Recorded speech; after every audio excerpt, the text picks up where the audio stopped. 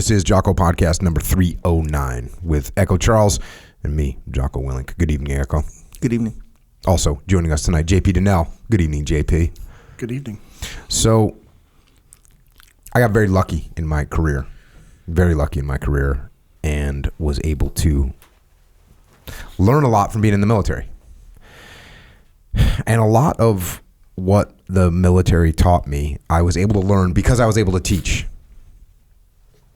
You get put in positions in the military where you're teaching, which is an awesome way to learn. And it starts in the SEAL team, starts really young. The first time you go overseas, you're going to be teaching. You're going to be teaching some host nation personnel, marksmanship or map and compass or whatever. And so you're just kind of learning how to teach.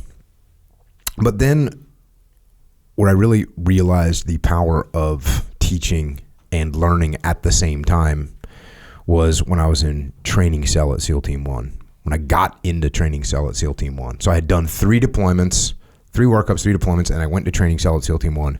And when I got to training cell at SEAL Team 1, I was single, no kids, no cares, volunteered for every trip that there was, which means I got to teach everything. I taught every subject that you could teach. I taught land warfare, CQB, what we used to call CQB. When did that change to CQC? Was it always CQC for you? They would switch up between CQB and CQC in SQT, and I believe in my first platoon it was CQC. They were really trying to hard, like, hey, it's now CQC, and guys were like, okay. We had a new guy, a freaking same. My second platoon. We had this awesome guy, and he had to write up, like, the new guys had to write up their bullet points for their evaluations, and he wrote completed CQB training, but he had it C cubed, like 3 to the power of 3 CQB, and C cubed B, and he was totally serious. Like, he thought that's what it was called.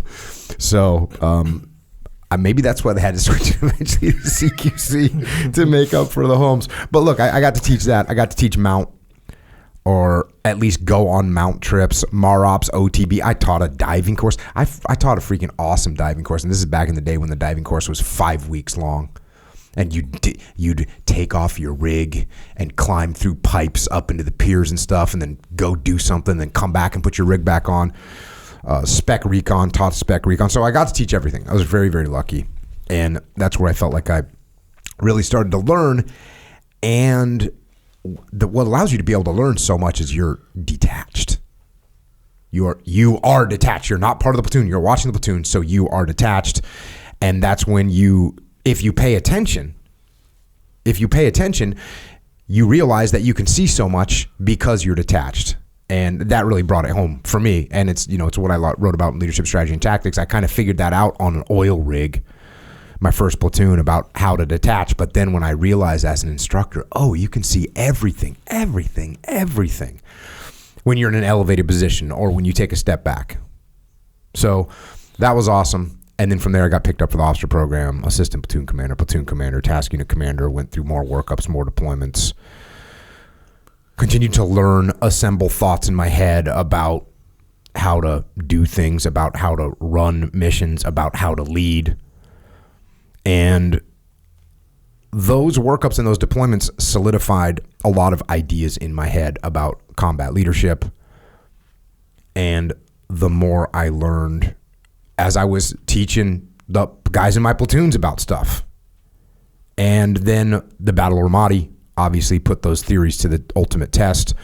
And, we're able to utilize those principles for victory. But I'll tell you what, it wasn't until I got home, took over Naval Special Warfare Group 1 TRADET. That's when the leadership principles that we talk about all the time, that's when they got really crystallized. Because at that time, in that place, in my opinion, I think that was the best leadership, laboratory, and instructional facility that has ever existed in the world. And look, I know that is a crazy, crazy big statement to make. It's accurate. But what we were able to do at that time. Look, we had a huge budget. The war was in full swing. Because of our deployment and because of our combat experience in Task Unit Bruiser, being in sustained urban combat, man, I was given like the widest possible boundaries to push the envelope and do whatever we kind of wanted to do. And that's what we ended up with. And look, the training that we went through when we were in Task Unit Bruiser, the cadre that put us through training was also awesome. And so it was not like this revolutionary change, but we did take it even further. We took, and even that training, you know, when I had Roger Hayden on, we came back from Vietnam, we still do stuff. So I'm not sitting here saying that this training at that time was better than anything else and it's because of us. No, what I'm saying is that the training that you get to do is awesome. And when we were in that lucky moment in time, because of the way the freaking planets aligned, it just was epic. It was epic. So what we end up with is this. We have multiple arenas of leadership challenges to test and train leadership capability.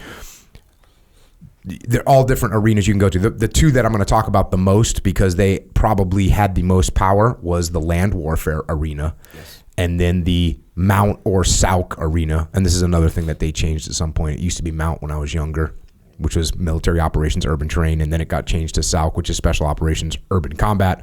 But whatever you want to call it, these two arenas that we were allowed to run these training missions, and had the opportunity to put platoon after platoon after platoon after platoon through complex, dynamic, reactive, intense, realistic, high-pressure scenarios where the difference between success and failure came down to one thing and one thing only. It only came down to one thing, and that was leadership. That was leadership. It was 100% leadership. If a platoon or a task unit was successful, it was because of leadership. And if the platoon or task unit failed, it was because of leadership. Because there's some constants. There's some variables and some constants. The constants are, look, you're going to be in a stressful situation. It's going to be a complex mission. It's going to be a opposing force. So the bad guys are going to be highly capable. They're also going to be tightly controlled most of the time. Sometimes my brothers would get a little out of hand, but most of the time it's tightly controlled. And then you have a platoon or two platoons of SEALs. Now, some people might think, well, you know, there's going to be a variation in the SEAL platoons. And that is accurate. There is going to be some level of variation of the skills in a SEAL platoon. But overall, the variation of the troops, of the 14 or 16 shooters in that platoon, overall, when you combine them all together, you're going to have some smart guys, you're going to have some dumb guys, you're going to have some old guys, you're going to have some new guys, you're going to have some aggressive guys, you're going to have some passive guys, you're going to have all these different, you're big guys, small guys, you're going to have all these different guys, and you take them all together and you mix them up, and that platoon is going to fall within the margin of error of a normal SEAL platoon. That's what's going to happen. SEALs come in all different shapes and sizes, and that's just the net outcome that you get when you put them all together is a SEAL platoon, and they're all kind of pretty much the same thing. Look, there's a variance, like I said. There's a variance, but there's not one platoon that's filled with idiots. It just doesn't exist. There's not one platoon that's filled with everyone's a stud. It doesn't exist. Occasionally we get these stacked platoons, occasionally, and sometimes they'd implode and sometimes they do good because, again, you got the mixture. But what would happen when a stacked platoon? It just depends on how good the leader was. If the leader could contain those egos, that platoon could be great. If he couldn't, it would fall apart. So because the platoon is kind of the same functional thing within a margin of error, the only difference between success and failure ends up being the platoon leadership. And it doesn't really even matter where that platoon leadership is coming from. It doesn't really even matter. It probably took me 1 month to figure this out. It took me 1 month before I didn't care who the leader was. I didn't care if it was the chief. I didn't care if it was the platoon commander. I didn't care if it was the leading petty officer of the platoon. I didn't care if it was an E5, 3 E5s that were just awesome and they could make shit happen. That's enough leadership in a platoon that they can win all day. So you talk about when you were running training, it took you a month to really not care where that leadership came from, or when you were in your first platoon? I would say, no, when I took over TRADET, yes, I was watching, and at first I thought, hey, here's the job for the OIC. Yes. Here's the job for the platoon chief. Here's the job for the assistant platoon commander. Here's the job for the LPO. Hey, these are the roles and responsibilities. I wrote those roles and responsibilities out and gave them to people and issued them to people, and they were like, okay, this is cool. But then you'd realize you'd have a platoon chief that didn't know what he was doing, or you'd have an OIC that didn't know what he was doing. And so he couldn't handle that job, whatever that job was. Yes. But if you had a horrible platoon chief, but the LPO was a badass, wouldn't really matter. That guy would just cover for him and make it happen. And maybe the chief is good at admin. And so he's kind of, oh, look, man, I'll take care of the paperwork over here. You got to do your thing. I mean, it's not like Leif Babin was relying heavily on Tony Efrati to handle the paperwork for Leif, right? I bet you Tony didn't know how to turn on a computer, right? Because that's not what his skill set was. And it didn't matter one bit. Leif's doing paperwork. His junior officer's doing paperwork. Tony's running tactics like Tony should be running tactics. But that can swap. Yes. That can swap. You can end up with a platoon commander who's just a stud and has a good comprehension of tactics, and a platoon chief that doesn't really get it. He's a good guy, but he's not going to add much from the tactical front. But so that's what it boils down to. It took me about a month to go, look, I don't care. As long as we have leaders in here, I'm happy.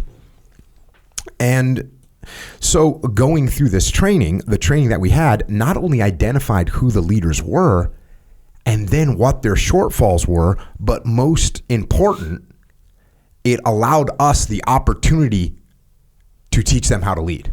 That was the most important thing, was that it allowed us the opportunity to teach them how to lead. And the lessons that you get learned in these dynamic environments when you feel them. You ever heard that thing, he who suffers remembers? Yes. I think I quite frankly got that in a fortune cookie at some point in my life. I don't want to tell you I got it from Sun Tzu or Musashi. I'm pretty sure there's also some Bible verses around that as well. But okay, yeah, I didn't get it from any of those. I think I legitimately got it from a fortune cookie. He who suffers remembers, and that's kind of what happens. You go through this training, and it's hard. Not so much like, oh, it's physically hard, but all of a sudden you look around and no one knows what's happening, and you go, I'm supposed to be in charge of this. I'm horrible. Yeah. And you go, I don't want to make this mistake again. And that's what's incredibly important.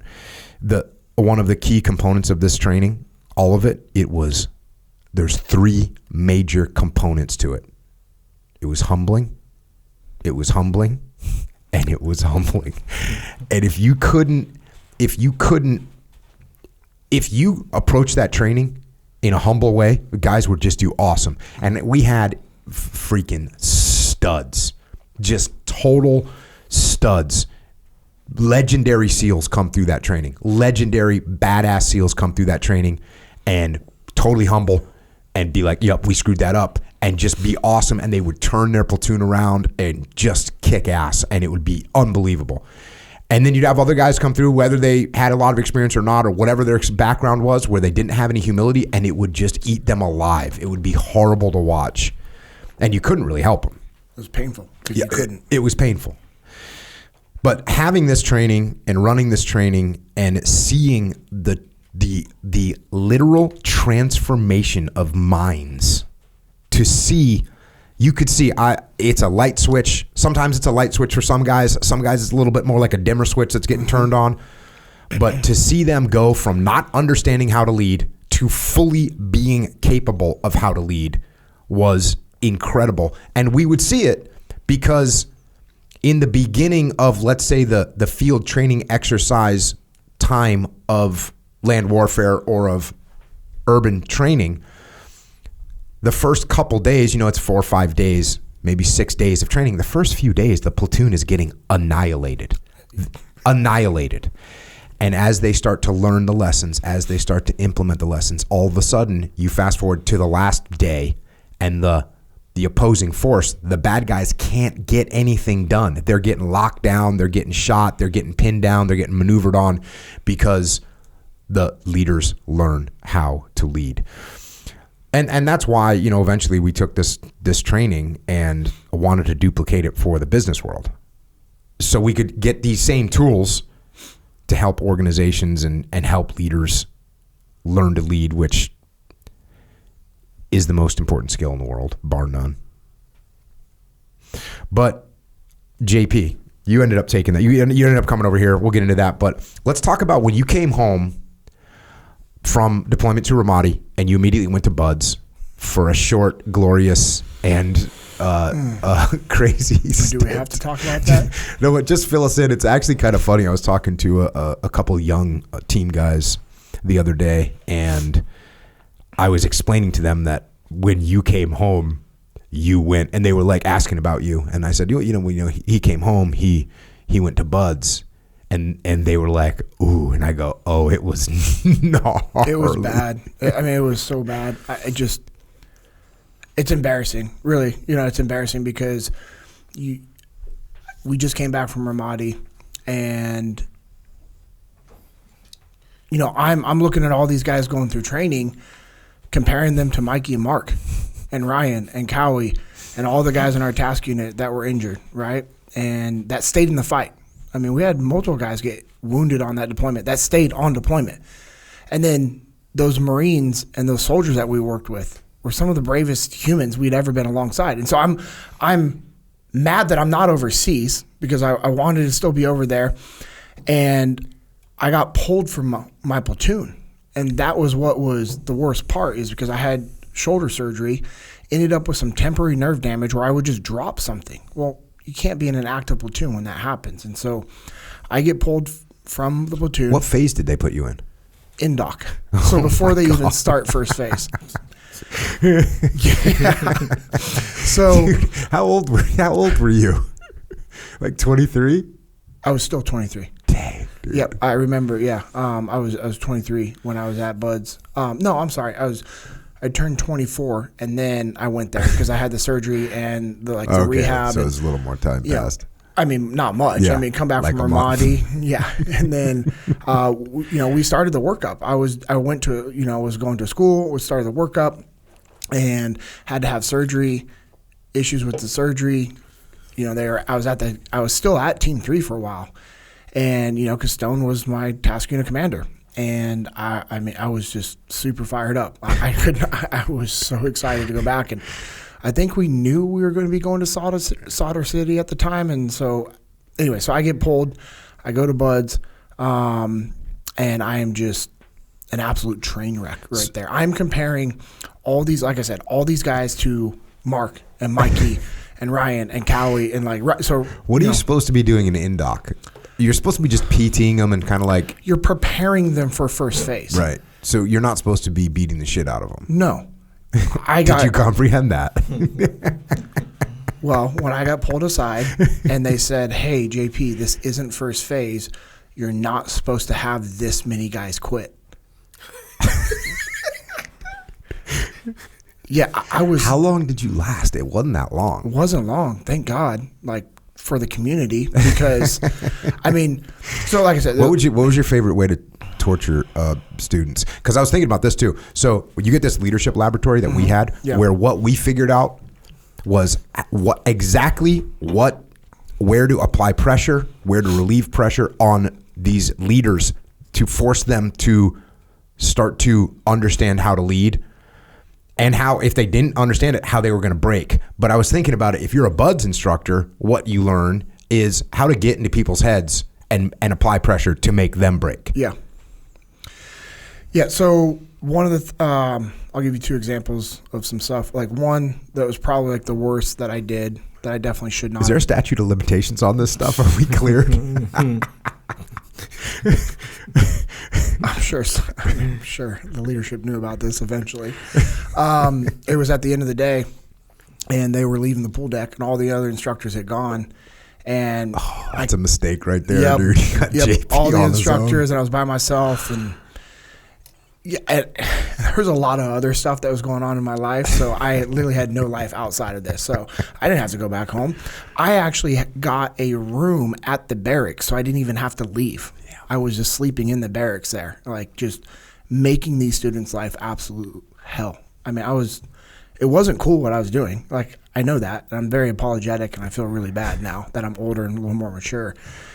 But one of the times I took, like, they were trying to leave the pool deck and someone did something stupid, like, a basic student thing, like it should have been like 20 push-ups or make them like jump in the pool with their gear and come back out and go. But I was like, nope. I brought them down to the pool deck, like, so the observation like deck down below. Oh, where you're underwater? Yeah, you're under the pool deck and underwater, and you can see the pool. You can see the pool, right. And it's dark down there, and nobody knows you're down there, and nobody can hear that you're down there. So I brought them down there and closed the gate to the compound to where it looked like everybody was gone, and beat them down there for it was over an hour minimum, just doing different, like, flutter kicks, like the belly back feet drills where they're just rolling. I mean, on your back, on your belly, on your back, on your belly, belly, on your back, back, belly, back, feet, belly, back, feet, back. Yeah, and just, all right, you guys can't seem to get in sync, and then just continue going through it. So anyways, that happened, and then another time I was just walking by the barracks and looked in one of the windows of the barracks, and it was unlocked. And I'm like, oh, cool. Climbed in their window, into their room, was doing a little inspection, opened up the fridge, and there was like 2 18-packs of beer. Yeah. And I was like, okay. So I emptied every beer into the room and then went and found the class OIC, brought the OIC in there. And the kids that were in there were underage. Oh. I was like, how do you guys want to handle this? Like, I wasn't going to try to get these kids in trouble for underage drinking because I'm not going to be a hypocrite. Mm-hmm. When I went through Buzz, I was 18, and guess what I would do on the weekends? I would go have some beers with my friends. Like, I know it happens. And if you drink underage, I know I'm not condemning this, but if you're trying to go into the SEAL teams and you're going to have a beer underage, like, for me, that's not something that's like, oh, we can't trust that guy. Mm-hmm. Especially in our community. I know it's not right. I'm not saying it's right. Yeah. Well, yeah, and nowadays it's nowadays way stricter now. You're done. Yeah, you're done 100%. And zero tolerance is an actual real thing now. And so I was at least stable enough to know that I'm not going to ruin somebody's career over this. That's not fair. Because that happened to my brother. My brother was in A school with a contract to go to Buds. He would have been like 4 Buds classes behind me. And he was training in A school, got injured, and so he got rolled back to where he couldn't class up, had surgery, came back. Most kids in A school, right? They go off base, they have some drinks. He came back, they had been drinking. Turns out, like... Was he underage? Yeah, he was underage. He was 18 at the time. And he got in trouble, and they were like, who was with you drinking? He's like, it was me. I was the only one drinking. They're like, who was with you? He wasn't going to say anything. He wasn't going to rat on the guys at all. I didn't know about this until recently, until a guy who was in the teams at a different command running training told me, he's like, the reason why I'm still in the Navy and here is because of your brother. I'm like, what? He goes, yeah, your brother covered for all of us. My brother was like, nope, it's just me. So my brother ended up getting admin sept out of the Navy for underage drinking. Dang. He lost his contract to go to Buds and everything. Yeah. So I knew that happened to Corey, and Corey's a freaking stud. You met my brother. He's super smart. Like, he's one of the smartest guys I know. He was a physical stud, still is, and it's just, I wasn't going to do that. So I gave the AOIC an option, and we secured him for the weekend, and it was just uniform inspections about every 90 minutes. And, yeah, a crappy thing, I didn't know it until I came to check out Muster 001 with y'all, met Jamie Cochran, and she's like, yeah, you might know my husband. He was in the teams. And she's like, his name's Flynn. I was like, I don't know Flynn. And then later on, I see him. I'm like, what's up, bro? And he like gives me a bro hug. And I was like, what are you doing here? He's like, my wife, Jamie. She's like, you guys know each other? And he goes, yeah, it's instructor Dinnell. I'm like, Cochran. That's how we knew each other. I didn't know. And Flynn tells Jamie, he's like, yeah, JP's the reason why I missed our wedding. I was like, what? Well, that weekend that I secured him, he was an OIC. He didn't tell me he was supposed to be flying up to Seattle to have a wedding. Him and Jamie got married, but then they were having a big ceremony. Like official one. They did the official one, but now they're doing a party. Doing a party for all the family. Well, I secured him that weekend. And so he missed out on that. And I was like, oh, this is great. So this is my first introduction to Jamie 5 years ago. And so when I was an instructor at Buds, I was thinking about when I went through Buds, what some of the instructors used to do. And some of those instructors were evil. Mm-hmm. Yeah. They, about the red circle, right? The red circle and dive phase where you'd have to bear crawl with all your gear on until there was blood in a circle from guys like hands and feet getting raw and just crazy stuff. Like now I'd be surprised if some of that stuff still went on. Yeah. Well, they have other ways. Hey, they have other ways, and there should be other ways to thin the herd and hold that. There's that training is freaking hard right now. Oh yeah. Like it's probably harder. I guarantee you it's probably harder. And just in a different way, and they're smarter. They're not like I mean, I had an instructor that got in trouble because he would test the sharpness of the knives by cutting people's freaking palms, right? Like that's what is happening. That's crazy. Yeah, he got in trouble for it. We had an instructor that got in trouble because we had to do push-ups on the back of our hands with twin 72s on our backs. Just messing, yeah. Yeah, I mean, you're just hey. Why don't you just hit people's freaking hand with a ball peen hammer just to call it good? Remember one time I came back to the court. Like I said, I lived on base. I mean, I had a room. I lived with Derek Benson, who was my homeboy since we checked in the teams together, and just really another good team guy from Northern California. He had an awesome house. I lived there, but I was so obsessed when I was a Buds instructor, and so I was living on base. Like I said, I had the room in the barracks, and I was staying there, and I caught a guy at the quarterdeck watch asleep, and I just beat his boots off, man, for like 3 hours straight. And then I made him call the OIC, who lived down in IB. He had to get dressed. He came in.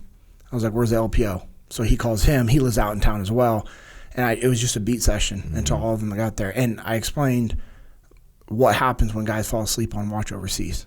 And I told him about the stories that we'd hear about Marines being murdered because somebody fell asleep when they're in a building, right? Or soldiers, that same thing had happened to them. It's the same thing that we would talk about when we were in Ramadi. We weren't going to let anybody else be in charge of standing watch unless you were a team guy, because we knew we couldn't. Like, we weren't going to let the Iraqi soldiers, like, hey, you stand watch. Okay, cool. Just going to fall asleep, like, leaning on his rifle and his toe on the trigger. Like, it's just crazy. So, yeah, I was wound real tight. What was the straw that broke the camel's back? Did anything specific happen where they're like, all right, we got to get this guy out of here? It was just constant. Like, I didn't. So the problem is, because I remember, I don't remember called you specifically. Yeah, they were like, hey, basically, you need to come get your boy. Yeah, because straight Rambo I was scenario. TAD over there. I was temporarily assigned duty. I was temporarily assigned duty to the command. So I was getting ready to I was probably going to get in trouble because I didn't. Well, the horrible thing is, like, I didn't respect the chief that was in charge of the training. He's a piece of shit team guy.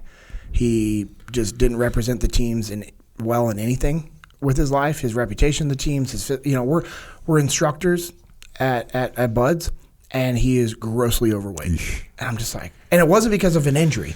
There are some guys that have injuries that go there. That's one thing. No, it was his actual lack of discipline. I had zero respect for him.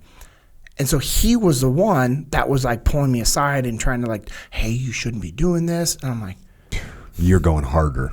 Yes. Yeah. I'm like, okay. Yep. Roger that. Sweet. You know, that feeling of, this is the same type of feeling that I would have. So when we'd be out at Mount or something like this, when I was running it, and I'd see like a guy standing in the middle of the street, and I would get like a knot in my stomach. I would start to sweat, and I would get I was so emotional about, like, hey, this guy's gonna get fucking killed. Yes. And I can't imagine, like, here you are, you're having the same feeling, but this guy's falling asleep on watch. This is I can't allow this guy in the teams. Like, that level of commitment and emotional commitment to wanting to make sure that the guys that are gonna make it to the teams are the best freaking guys. And that was me. I was trying to make sure that these guys were ready. And it was it was an emotional thing. It was an emotional thing.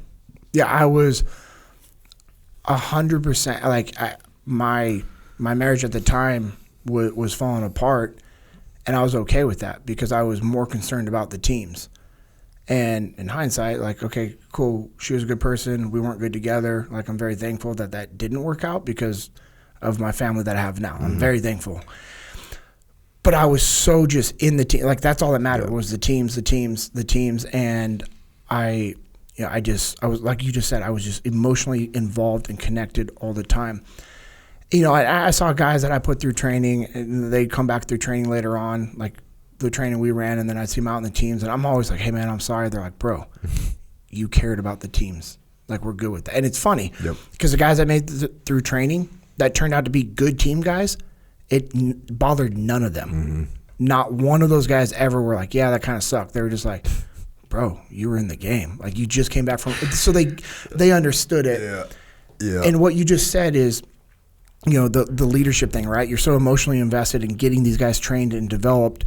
And when you took over training, you saw the void of the leadership training. Our tactics are ridiculous. The amount of money and the high-level training that we have when it comes to all the the tactical stuff that we do is awesome. Can we make it better all the time? Yes, we're always trying to make it better.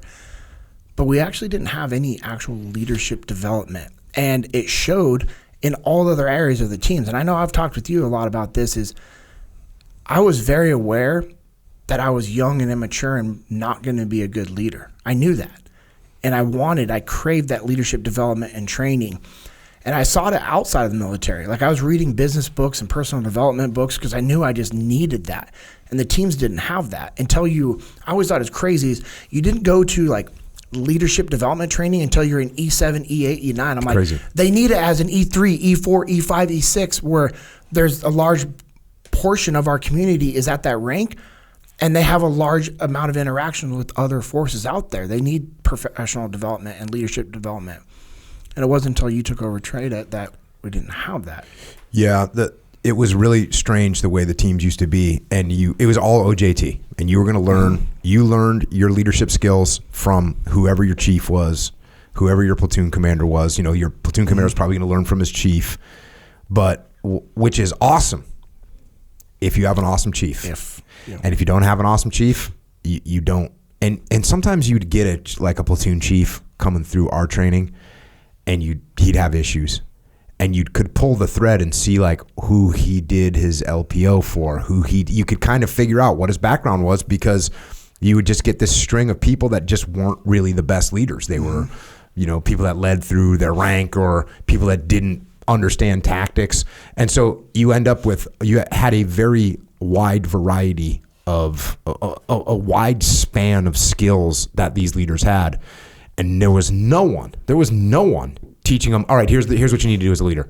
So when I put together that freaking leadership brief, it was like, okay, I was very lucky to be able to do that, and that's what that's what was cool. That was awesome for me.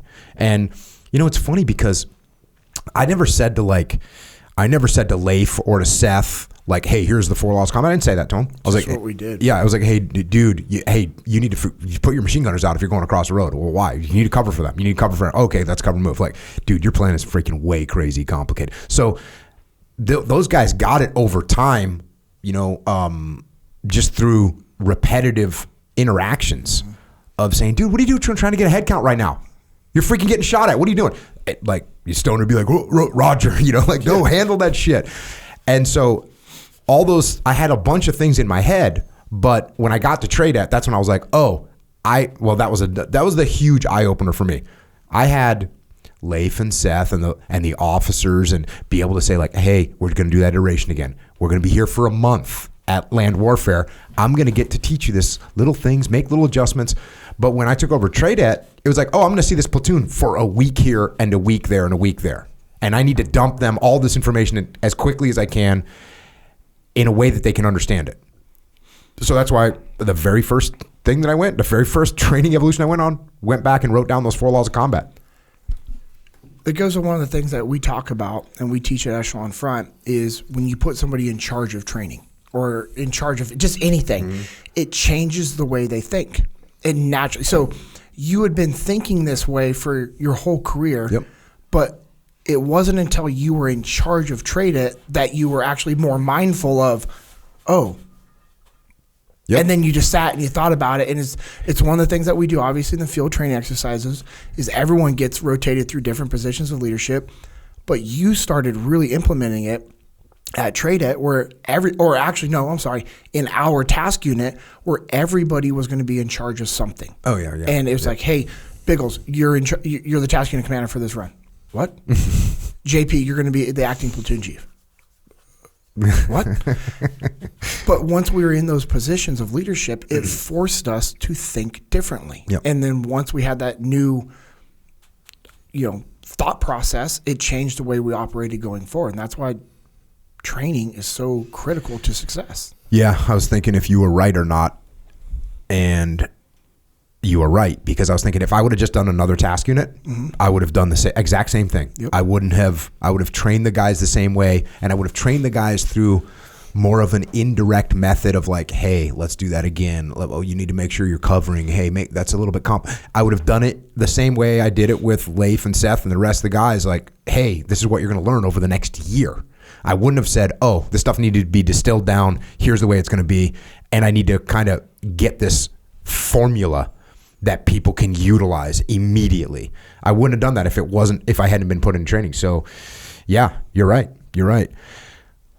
I think whatever. I heard like a little rumor or whatever. I don't know who called me, but someone, basically it was like Colonel Troutman was getting the call. Like, you need to come get your boy. because you're going to have to give the reference so people understand what you're talking about right now. Rambo. Colonel Troutman, Rambo's out in the woods, killing civilians, killing friendly civilians. There are no friendly civilians, but he's out there doing that. And they have to go or Colonel Troutman shows up to get him out and freaking get him back under control. And I got some kind of a call like that. And it's so funny because everybody knew 100% that I was 100% going to absolutely take you, bring you, shield you, and there was going to be no beef about this whatsoever. No one even made like any reference to anything other than this is 100% good to go, Jocko. JP not really fitting in here too well. Yeah. Come get your boy. All good. It wasn't like, hey, this guy. No one even would say a negative thing about you. They were just saying like, hey, he might be a little better if he goes back working for you again. I'm like, check. 100% factual. I don't know who it was. I want to say, that was so long ago, but I feel like it was Z. I feel like it might have been Bobby. So Bobby was there. At Bud's? At Indoc with me. And he actually pulled me. It was probably him, yeah. So he pulled me aside a few times, and I have always had tremendous amount of respect for him. Yeah. Yeah. Bobby's awesome. Yeah, he's a stud guy I always looked up to, and there's a few times like he pulled me aside, and I was just like so wound tight. But this shitty chief that was in charge of us just completely, like, even though Bobby was like kind of reining me back, and I was like, okay, yeah, and then this guy, I was like, nope, got to go harder. Until, he might have, I don't know, but he might have reached out to Z. Z got a hold of you. Either way, I was probably going to get in trouble. And they were like, oh, he's TAD. Where is he at? Oh, he's still at Team 3, but he can't go back there. Jocko, bring him to TradeEt. And I remember when I went there, because that day I checked in there, I went and had a talk with you. You introduced me to a few guys, and I was like, this is where I need to be. And I know we'll get into this a little bit more. I was excited to be there, fulfilled to be there, but I didn't fully grasp. Well, yeah, it took you a little. It took you. You still wanted to be overseas shooting people. Yeah, which is a big gaping hole in your heart when you're not overseas shooting people, and instead you're back in America, which is just boring and miserable, and you didn't want to be doing that, whether it was instructing in-doc students or at TradeEt. But yeah, we just had to make a little connection between you being at TradeEt and, by the way, making sure our guys are the best trained in the world. Yeah. And that's the conversation we had. Yep. And then you went right into Sauk. Did you go right into Sauk? Yes. Yep. It was Sauk and CQC. I was in both. And then Sauk is when I think I was there for a year, and then I became the LPO of Sauk. So let's talk a little bit about Sauk. And what's interesting, so this is urban training. we have a few urban training sites that we would use. We would they were very realistic training. We had set designers come out to design things to make them look like they were little villages in Iraq or Afghanistan. We would have speakers with noise simulations coming over them. I remember we set tires on fire, and because I remember the first time I went into Ramadi at night, the Mooj had set tires on fire all over the place, totally screwing up your night vision. Yep. And I was like, damn, these dudes are next level. They're smart. Yep. And I was like, okay. And sure enough, we would have the fires going, we'd have the noise simulators going, so you hear like urban noises, and then then comes the call to prayer. And it's very realistic. When I would put down my nods, because I'm an instructor, whatever, I'm in my instructor mode. When I would put down my nods and start walking, I would 100% feel like I was overseas. I was in Iraq. So the realism is legit, totally legit. The interesting thing is that coming into the training, we would tell them exactly what they needed to do to win. And this is what's interesting. So going to CQC, when I go out and watch CQC, you'd have some instructors that would like to talk a lot, and you'd have another instructor or another group of instructors where they do a little bit more action, a little less talk, a little more do. And you take those two groups, like there'd be one platoon with a talking instructor and one platoon with an action instructor.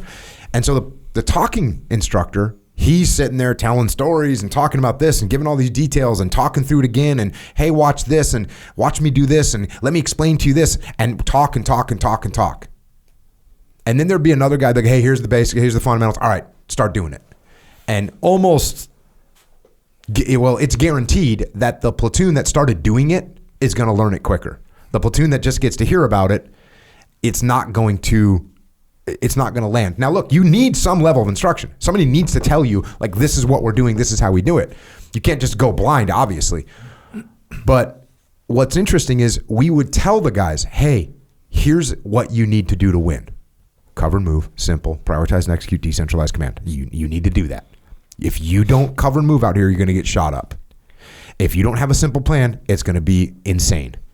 We're going to have a bunch of problems. You need to prioritize and execute. By the way, you need to use decentralized command because things will be happening that not one person can control. You need to detach, take a step back. Like, we would tell them these things. We would tell them.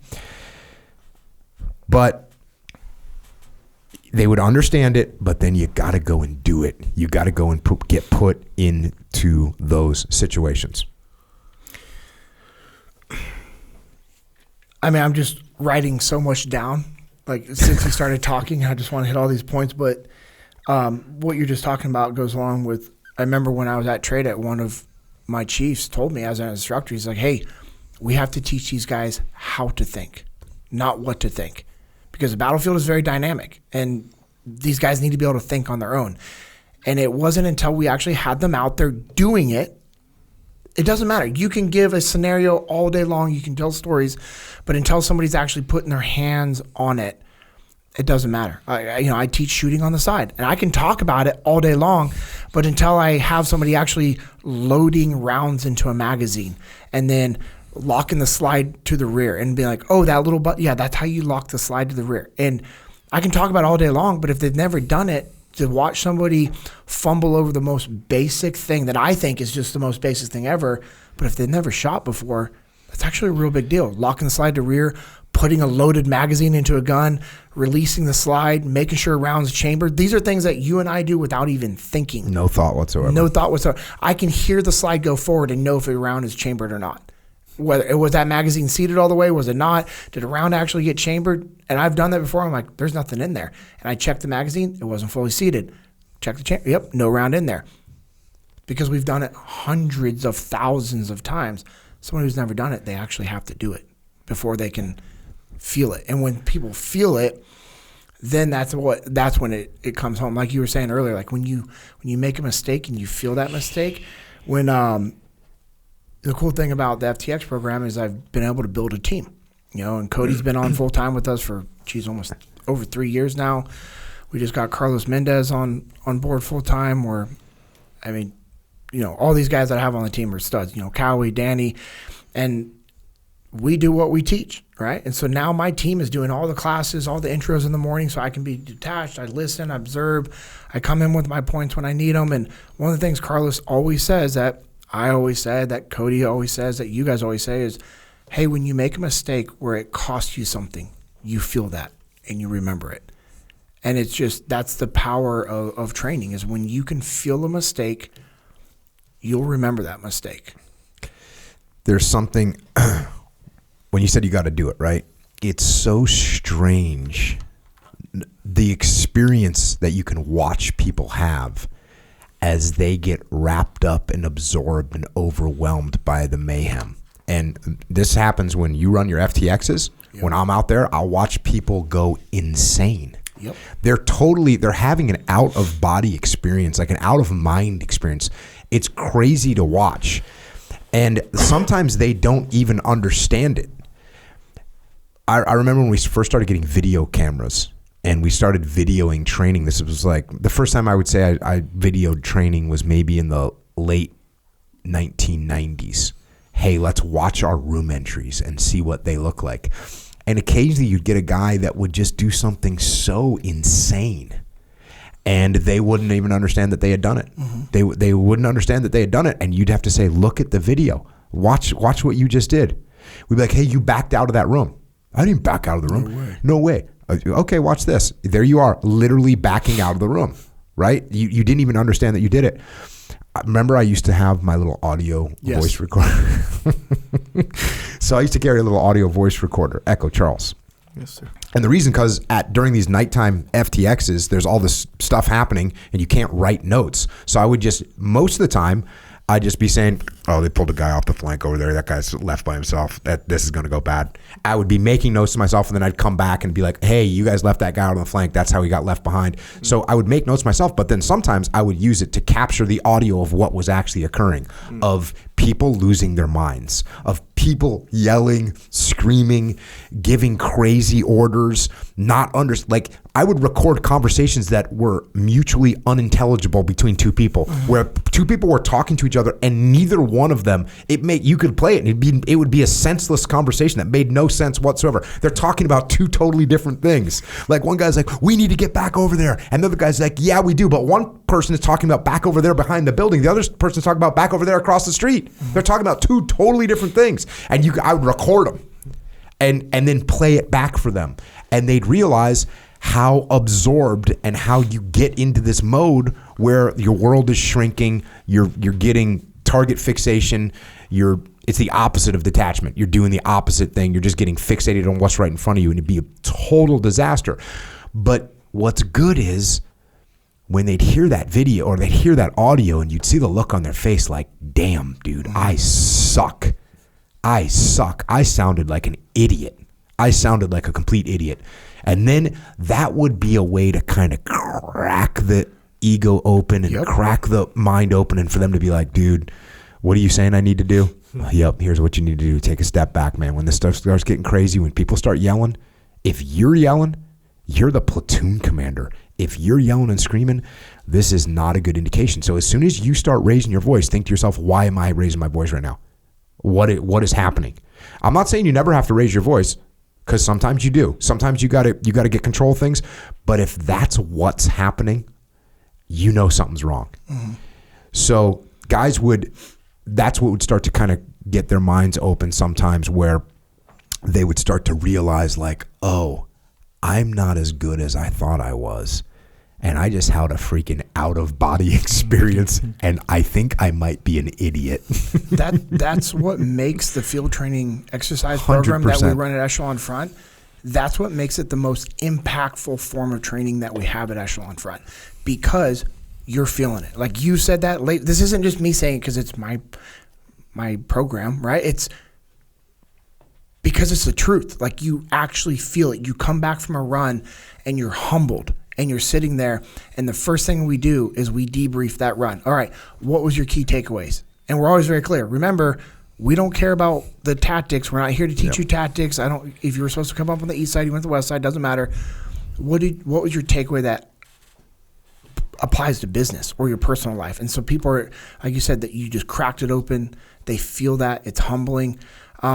We had a guy, like you were talking about, like people just saying crazy stuff. We've heard this one multiple times. They'll be like, squad 1, line up on the left. Squad 2, line up on the left. Yeah. And people are like, look around, like, what? And they're like, why is nobody moving? And they don't realize they said that. Yeah. We were running one a few weeks ago up in Michigan, and it's one of our scenarios where I'm not going to give it out. But anyways, it's a stressful situation, and all of a sudden we change something on them. It's a prioritize and execute run. And the guy's sitting there, and they come up with a plan, and somebody asks a question. He's like, it's the plan that they came up with. We're going to do it. He was quoting as if it was somebody else's plan, but it was his plan that he just came, that he's telling the team to go, but he's so overwhelmed. And I remember I was watching him, and he like just drops the laser tagger to the side, his hands to his side, and takes a step back and looks around and goes, we're going to do their plan. Yep. Oh, I'm writing this one down. Yep. And in the Have you ever heard that Jason Gardner story? Jason Gardner, they get done, they're at CQC, they're like out right here in SoCal, just in our little kill house. They do a run, and they're standing around debriefing. And one of the officers cracks off a round as they're standing there debriefing. It goes between like a guy's legs. And the guy looks up, and he goes, he was decocking it, meaning he's talking about himself in the third person as if that's the exact same thing, dude. Like when you start referring to what's happening as if it's someone else in a bad way, this is not a good sign. I stole your voice recorder trick for when I got out and I was doing sales, and I'd be driving. I was start off cold calling, and then I'd just go to appointments, and I was more efficient on the road, but I would try to hit as many people as a day. And I'd get done with a run. Well, I had to take notes on the conversation I just had so I could follow up with the right contract and everything else like that. But I also couldn't sit in a parking lot for 15, 20 minutes because I had other clients. I had that anxiety that I needed to go. Well, I was also commission-based only, so I needed to get out there. And so I bought a recorder, and I'd get done with the meeting. As soon as I walked out of their doors to my rental car, I'd start debriefing myself on that meeting as I'm driving in the next one, stop, and then I would do that. And then at the end of the night, I would listen to all those notes that I had for each one, generate the emails, contracts, whatever, get them sent out. And it was, I stole that from you from TradeAct because it was efficient. I have some of those recordings. I sent a group text with some of those recordings. There's some team guy, because team guys used to record me debriefing. Now, it wasn't me. It wasn't those things. I do have some of those things too. Still, some of the just out in the field, like, hey, what's going on right now? I have no idea. We're all going to die. So some of the problems that we would throw at the teams, obviously giving them down men was a big one. Giving them civilians to deal with. Putting them in an IED field. We'd build little simulated IEDs so things are blowing up. They would end up with split forces for whatever reason, whether we set up a target where it made sense for them to split forces, or we would just drive some situation that would make them split their forces, give them target, and then change the target. So they've got like updating intel. And so that there's a bunch of problems right there. And we haven't even mentioned that there could be an enemy shooting at you, right? So those problems, down man, civilians, IED field, split forces, changing targets, you haven't even encountered the enemy yet, right? So it's going to get wild. And then once we start bringing the enemy on, and that's when you start to get into, barricaded shooters, and you're taking massive casualties and hostage situations. We would capture one of the SEALs we get left behind. We'd capture him. I used to give 72-hour liberty if you could get a SEAL. I'd be like, all right, boys, you bring me back a body, you bring me back a live one, you got 72-hour liberty. I remember I brought you back a few, and one of the times I actually took the guy's camis and gear off of him. Oh, yeah. And then put all the clothes back on, and then joined back in with the group and just started murdering everybody from the inside. Got into one of their Humvees, drove off, came back, was just like shooting them with their own 50 cal, and they're like, like, what is our guy do? Like, because I was wearing the kit and the camis, and I looked like I was one of those guys. And, Yep. And that's the kind of mayhem that would go down. Well, it didn't help when you're like, JP activated. Done. Eyes roll back like a shark. It's like, what can I get away with? Oh, man. And here's the deal. Like I said before, all those problems, they can be solved. And they can be solved by utilizing the laws of combat leadership. And if a leader didn't step up, and again, I don't care what leader. I don't care if it was an E5. I don't care if it was a new guy. If someone in the platoon didn't step up and start to lead, everyone would die. Mm-hmm. Everyone would die. And that was another interesting thing that we could do sometimes is take a platoon guy and be like, all right, dude, you come walk with me on this run. And you can watch and you can see how this unfolds. And then you give them the ability to detach. Or sometimes just while some craziness is going on, I walk over and be like, hey, dude, come here. Get off your gun. Come over here. Step back with me and look and see what's going on. Do you see what's going on? Yes. Do you know what decision to make now? 3 seconds ago, you had no idea what to do because you were looking down a corner, pulling your trigger, and nothing was happening. Everything was stagnant. I pulled you off that corner. Someone picked up security for you. Now you look around and it's really obvious what you need to do, isn't it? Yes, it is. So you have to let people see and feel, like you were saying, feeling the laws, but feeling what it feels like to detach. And then they realize, okay, that needs to be my protocol. That's what I need to focus on. And the improvement and the learning curve will be so fast. Once guys started doing this, like I said, by the end of the SAUC training, by the end of land warfare training, the platoons would be able to crush the instructors most of the time. Yeah. Occasionally we'd have a failing troop and they just couldn't get it together and they would get recycled, reloaded. Yeah. One of the things I wrote down when you were first talking and then you said it again is just as a reminder, when I was acting as a role player, at the beginning of like them coming out there for that training, I would literally just have on a pair of gator sunglasses, like not a mask, nothing else, because I wasn't really worried about being shot up too much. Like I was really confident in my abilities as an individual, because when you're moving as an individual, if you're good at what you do, you actually have some advantages. But as the training would progress along, the groups that were really starting to get it, I knew, I was like, oh, this next run's going to be really bad for me. It's like, I have a picture of me. I'll try to find it where one of the runs, I didn't have I forgot to grab a balaclava and I just had my gator sunglasses and I got shot 2 to 3 times in the face with ammunition and those plastic rounds were like sticking out of my cheek but that's what would happen is when they would use the laws of combat, we couldn't beat them. Even us use them because it's a full platoon. Yeah. And when you're moving as a fire team, I can't do anything unless I'm acting as a sniper from a distance. Yeah, I'm going to have that advantage. But even then, if they're using the laws of combat and they understand the situation, then they're gonna pin me down. They're gonna maneuver on me. They're gonna call in air support. They are going to win when they use the laws of combat. Yep. And it's the same thing for every aspect of your life. Yep. I don't care what your business is. If you decide to use the laws of combat, you will win, personally and professionally. And I just remember, like, when guys would be progressing in training, I just knew I'm going to get my ass kicked. And there was times that I got my ass kicked as a role player, and I loved it because it meant that we were doing our job. 100%. And it meant that those guys were going overseas, and what they were going to do, those enemy fighters, was going to be glorious, and they were all going to come home. Yep. And that was the purpose. That was our mission. Yep. Yeah, it was so rewarding to see them start to step up and see the leaders start to lead and see the E5 mafia start to take control of stuff. And then it would just be mayhem for the role players.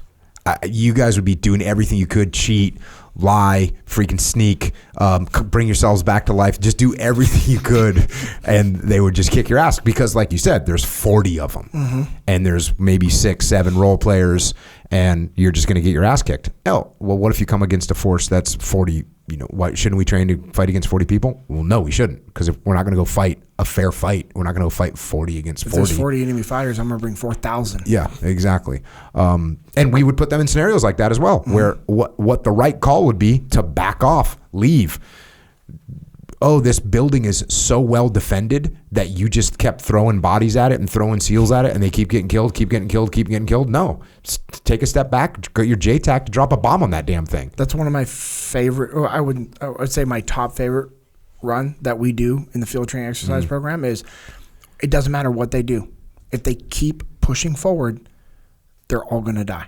And it's not until we get done and we're in the scenario and we end it right there. And we do a debrief real time so they can see it and feel it. And they're like, shit. Yep. And then it's like, okay, so you have a business. You've invested in some marketing campaign. The return on investment has been zero. What should we do? Go harder. Put more money into it. Okay, so we put more money into it. What's the return on investment now? Nothing. Okay, what should we do? Well, it was my plan. I think it's a great marketing plan. Let's put more money into it. And we continue to go down that path. We don't take a step back. We let our ego drive our decision-making process, and we realize that everyone dies. We lose all of our money, all of our marketing money for the year because we got committed to a plan that didn't make sense. And so those are the kinds of transfers of knowledge that goes from this thing that you feel during the FTX into a thing that translates directly to how you're running your business. We call that scenario murder hole. And it was really cool. We did that with a group that we had going. I mean, the amount of diversity of people that come through our field training exercise program is incredible. I mean, we've literally seen every walk of life come through that training. You have guys that are super fired up. I mean, they got the Jocko haircut. They're wearing the Jocko t-shirt when they show up. They're wearing the Origin boots, the Origin jeans. I mean, they are in Origin belt, like head to toe Origin, Jocko fuel, like Jocko podcast stuff. I mean, they're ready to lead 100%. Yes, absolutely. And then you have the complete opposite spectrum where it's an individual that you look at them and you're like, okay, they're not, on the path when it comes to their health or working out or, just you could tell that in some of them, they don't want to be there. Yeah. They're there because their bosses made them come because we do corporate and then individual ones.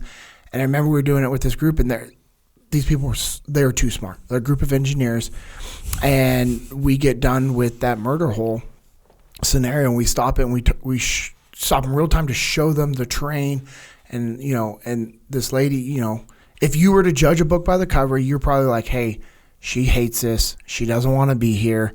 Like at the beginning of the day, that was just probably her body language. We get done with this run and I'm just talking through it. And she goes, can I say something? I'm like, yeah, absolutely. She goes, this represents, and she goes down this path of like something that happened. She goes, we were working on this coding problem and it should have been like 2 weeks. She goes, 7 months later. And she goes, this is what we do all the time because of our egos. We get sucked into projects because of our egos. We need to actually detach and we need to actually understand what our priorities are. And she's going through all this. I'm like, this is awesome. That's it, man. It was so cool. And she just has this big smile. And she goes, this is the best type of training I've ever been to. And then I was like, all right, you guys ready for lunch? And it was like the run right before lunch. We go back and it was for me to sit back as an instructor and watch the guys run the training and have my points.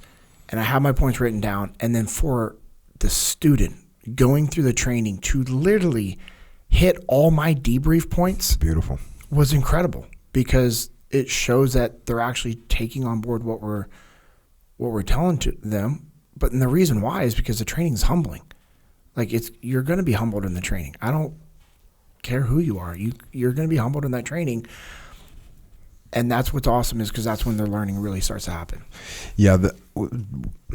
The first time we tried it, an FTX with civilians, Leif and I were doing it. This is when Echelon Front was basically just Leif and me. And we tried it. And, you don't know what the reaction is going to be. You don't know if people are going to make those connections, those correlations between leadership on the battlefield and leadership in everything that they're doing. Yeah. And it was so awesome. I mean, it was, a bunch of stories, that exact same type of story. Like, oh, ops never support sales. This is the problem. And you're like, oh, you don't cover and move for each other. This is exactly right. You guys are never there for us. And so you get to see these things real time.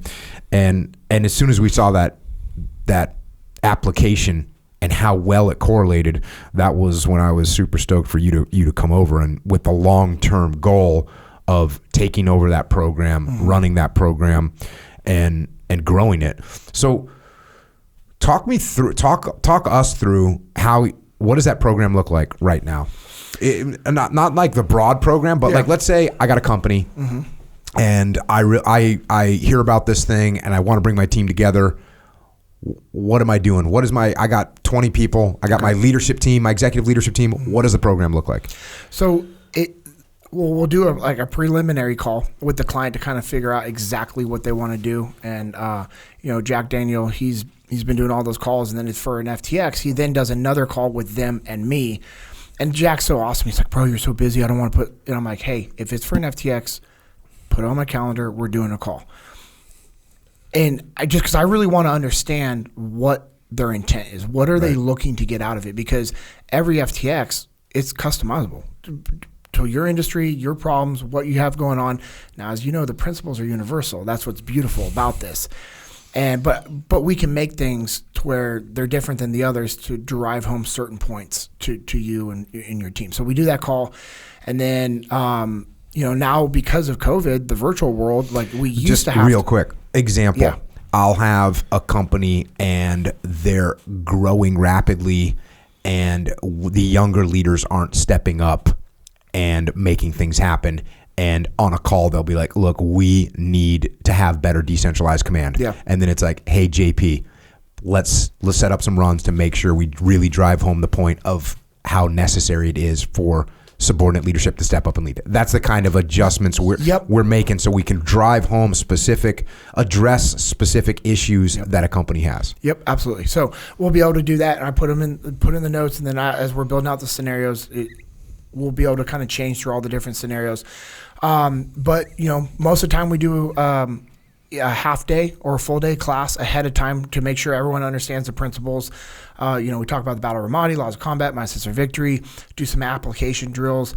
If that's something they want. If they don't, we just do a quick virtual to lead them up to it, because the FTX program, you're going to learn the principles real time. So depending on the company's time and or budget, some companies, they don't have 2 full days where they can take the full team out of the field. That's fine. Well, we can send over a pre-recorded video that everybody watches, or we can do a 1 hour, 2 hour, 3 hour virtual session ahead of time to prepare them with the principles. And then we come to them, or they come to us. They can come to different locations that we have. The flexibility that we have with this program is incredible. And then the actual FTX, it's all the hands-on application. So we'll show up in the morning, we'll put them into their squads, we'll assign the leadership positions, we'll give them an intel brief, and then they get to plan their first mission and go out there. And I think, did you skip, explain how you teach? You give, Mary, who's never handled a weapon before, never handled a squirt gun before, and now all of a sudden you're going to have her clearing rooms. And I know when we first started, actually with you, I had to be like, bro, you're not going to make these guys into SEALs in 2 hours. They need to have the basic fundamentals of how to enter a room in a safe way, in a systematic way, so they can clear. Well, that alone is a great example of me not asking enough questions from you and Leif to get like your actual commander's intent on the field training exercise program. Because in my mind, I'm like, cool, I'm going to teach them tactics and we're going to tie in leadership, and it's really important that they do all this stuff. And it's like, no, actually, I don't have to teach them any of this because we're not here for the tactics. So yes, we start off, we give them a, hey, here's what to expect brief. Like, it's in all of our notebooks. We brief them on safety. We brief them on the fact that, hey, you're going to impose more stress upon yourself than is actually needed. Everyone kind of chuckles. I'm like, just you wait and see. And then after the first couple of runs, everyone's like, man, I am putting too much stress on myself. I'm like, weird. It's like we talked about that. And so we run through all this stuff to set the stage so they know what to expect. And then we give them their gear. And so we invested into these high-speed laser tag systems. Which, by the way, is what we used in land warfare. We usually didn't use those in our urban training, but in land warfare, in the SEAL teams, we used a high-speed laser tag system that this thing is the civilian equivalent to. Yes, it's freaking legit. And that was a complete God thing. because when we ran a few FTXs, it was airsoft, and that's cool because you're getting shot. But there's a major safety concern with airsoft, and people were lifting up their masks because they get fogged and like we're having to stop training, and it took away from the purpose of the training, which was leadership. And as we say all the time, communication is what ties everything together. And they couldn't properly communicate doing airsoft or paintball because of the mask. Mm-hmm. So I reach out to a team guy buddy. I'm like, hey, I know you did like some events for kids and you had laser tags. Like, can you give me that guy's info? So he sends it to me. I look it up. I'm like, oh, these aren't what you would think for laser tags. They're pretty legit. It's not looking like a Nerf laser tag. No, it's not. It's not like neon green. And which, by the way, props to Nerfs. I know you've heard me talk about this. Those Nerf guns, the Nerf laser tag guns that I raised my kids with, are freaking legit for teaching tactics. By the way, just FYI. Yeah, just I mean, props to Nerf. If you're teaching your kids that, yes. How it wasn't what we needed for the FTX program, and we had a client that told us, hey, we want to do this, but we cannot do airsoft or paint. We cannot have any safety risks. I'm like, okay. So I reach out to team guy buddy, gives me the info. I look up 35 minutes from my house from when we had just moved there to Texas. And I'm like, okay, thank you, Lord. I go meet the guy. Guy was a veteran. I explained to him what we're trying to do. And he's like, well, I'm actually changing these systems to where they looked very realistic. And I was like, okay, this is awesome. So we invest into them. And so we have the gear, the sensors, and so what we do is Cody and the guys, they give an awesome class on, hey, here's how you use these taggers. These taggers are tools, just like you have tools at work. Like in order for you to get the job done, your tool has to be used properly. So we explain to them how to use the taggers. And so if we have somebody that's super nervous, I've had people say, I'm not comfortable with guns, and I'm like, that's good. You shouldn't be comfortable around guns unless you have training. That's a good feeling that you have. But once you understand the use of weapons, you shouldn't be scared if you know how to use them properly. And I told this lady, I was like, it's the same thing for these taggers. One, these taggers can't hurt you. That's why we invested into them. So even if you accidentally pull the trigger and it's pointed at you or somebody's face, you won't hurt them. And the lady's like, okay, that's good. She was super wound tight. And rightfully so. She had never been around a weapon or a toy gun at all. And then, which for me was a realization of like the things I just take for granted of just what I've been around, it's not normal for most people. And so that was when we really shifted over to, hey, let's make them feel as comfortable as possible. Like if they're not doing something right, make sure we're not being like, hey, getting on to them like we would team guys or Marines. Because team guys and Marines are very good at going back to that default of like, hey, you stupid. Like, hey, they've never done this before. So we have all the guys there and they're like helping them put on the sensors and, hey, you want to plug in the sensor. And we go through a class and we say, hey, these are your SOPs for how to use them throughout the day. Before you get your intel, you plan the mission, you brief the mission, you get approval.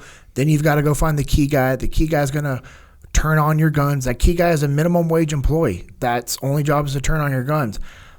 Every single time we get that brief, every company's like, oh, we got one of those guys. It's just a minimum wage person that affects whether they can go do their job. The learning point there is, how do you treat that key guy? And we've had everything from, hey, motherfucker, you need to get our guns on because we're running late. And I was like, oh, I wonder how. See how that works out for you. Yeah. Excuse my language to all my church friends that are listening. I apologize. But that's like. You were quoting someone. Yeah, but that's the extreme. Like we will have that. We're like.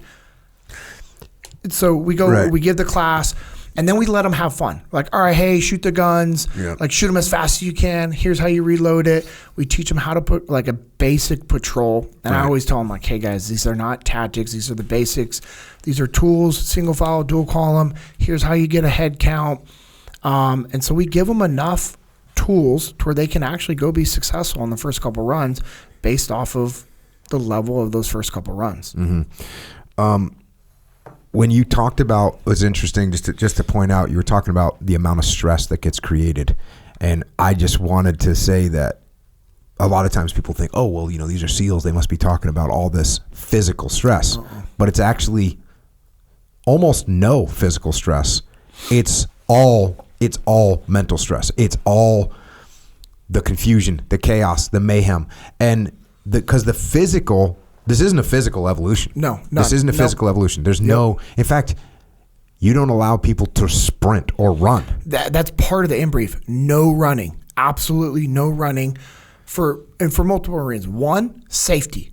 Like, hey, if you run, you roll your ankle, you hurt yourself, you trip, fall, you hit a tree, you hit one of these buildings.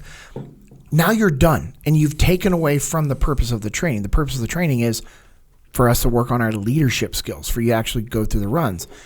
And I always tell the story of like when you're running train it, when somebody would do something they're not supposed to, you would say, hey, stop doing the enemy's job. You get arrested out in town. You can't deploy. You get in a fight. You break your hand. You can't deploy. You can't run training. You can't do whatever. You've done the enemy's job. So we tell them that to make it real. Like, hey, don't do the competition's job by taking you out of this training. You need to finish this training. People are always like, is when you say don't do the competition's job, I love watching people's the looks on people's faces, body posture change. And I mean, so to go back to that lady, she didn't even want to touch the tagger. And I'm like, cool, just, hey, you know what? Here, let's get you a chair. We brought her a chair. We had her sit down there. We're like, hey, just watch the class. By the time we get done with the class, she comes up. She's like, hey, do you have an extra like setup for me? And I'm like, Callie will get you taken care of. And she goes over, Callie gets her sized up, runs through her like, hey, real quick, let's make sure you're good with it. And that lady was a rock star. Yeah, well, if you think about it from somebody that's maybe not familiar at all with the military, not familiar at all with weapons, and they're just intimidated by it, and then they sit off to the side and go, oh, wait a second. This is legitimately like they're playing tag. Yep. But they have teams. This is a game that we're about to play.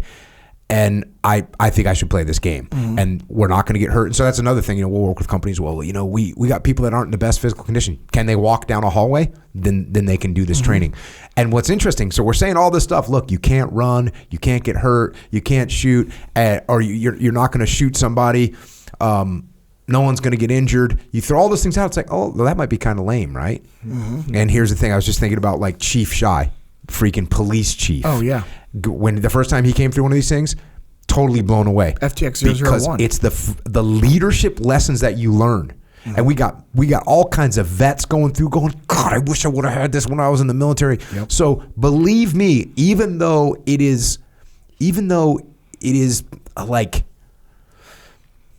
it's contained and it's presented in a way that is very safe and very professional and very almost, this is the word I was looking for. I was trying to find the word, benign. It seems benign. It's like, oh, wait a second. We can't even run, and we're just going to be moving around, and these are just laser tag guns. It seems super benign. You'd think, oh, this sounds like it's not going to be that big of a deal. And then you go to run number 3, where people are like, I need someone else over here. Yeah. We got another. And with have guys sprinting. Total chaos. Yeah, you're not supposed to run, and people are sprinting. People are going crazy. People are losing their minds. People are giving orders that don't make any sense. All this stuff happens from a benign laser tag system. That's what happens. That's what unfolds. It's crazy. I mean, we've actually, we had a guy that had multiple sclerosis. He was like, I mean, he had like a cane. And so we were doing the classes. He was sitting in a chair. My guys like took care. I remember watching how my guys took care of him without me even having to say anything. And I, shocker, got a little emotional watching that because I was like, my guys know it. They get it. You know what I mean? Like Cody and Cal were taking care of this guy. And this guy had the biggest smile on his face because I know when he showed up, I remember he pulled me aside and he was just like, hey, I'm probably not going to be able to do anything. And you could tell he was upset because he wanted to be a part of it. And then when the guys were taking care of him, like for him saying like, oh, this is cool. It's on. To the point where our guys were like, cool, all right, he can't keep up the group. He's not going to be able to walk. We can drive him out to the play field. And so we would drive him out there. The role players would drive him off as a sniper. And he would be put in places. And it was awesome because I'm listening to the radio and I'm hearing the role players go, dang it, this guy keeps picking us off. And he was a huge part of the training. You know, this one lady came through and she's like, hey, I just got done with my chemo. You know, I'm not going to be able to do too much. And we're like, okay, cool. Do what you can. We have positions for you. You can shadow me and act as the ground force commander and relay information. And it was after 2 runs. She was like, hey, can I get in there and actually have a position of leadership? And I said, absolutely. We changed up the reorg, and it was cool seeing people who showed up with these self-imposed limitations. They came up with these excuses, for lack of a better word, for me, I'm not meaning this to them in a derogatory term if they're listening, but they had these excuses as to why they wouldn't be able to perform. And then when they realized that that was all BS, that was imposed upon by themselves, nobody else gave them those limitations. They gave them to themselves, and they saw like, oh, actually I can be a part of this. Oh, I can actually lead. Oh, I can actually do this. I can learn.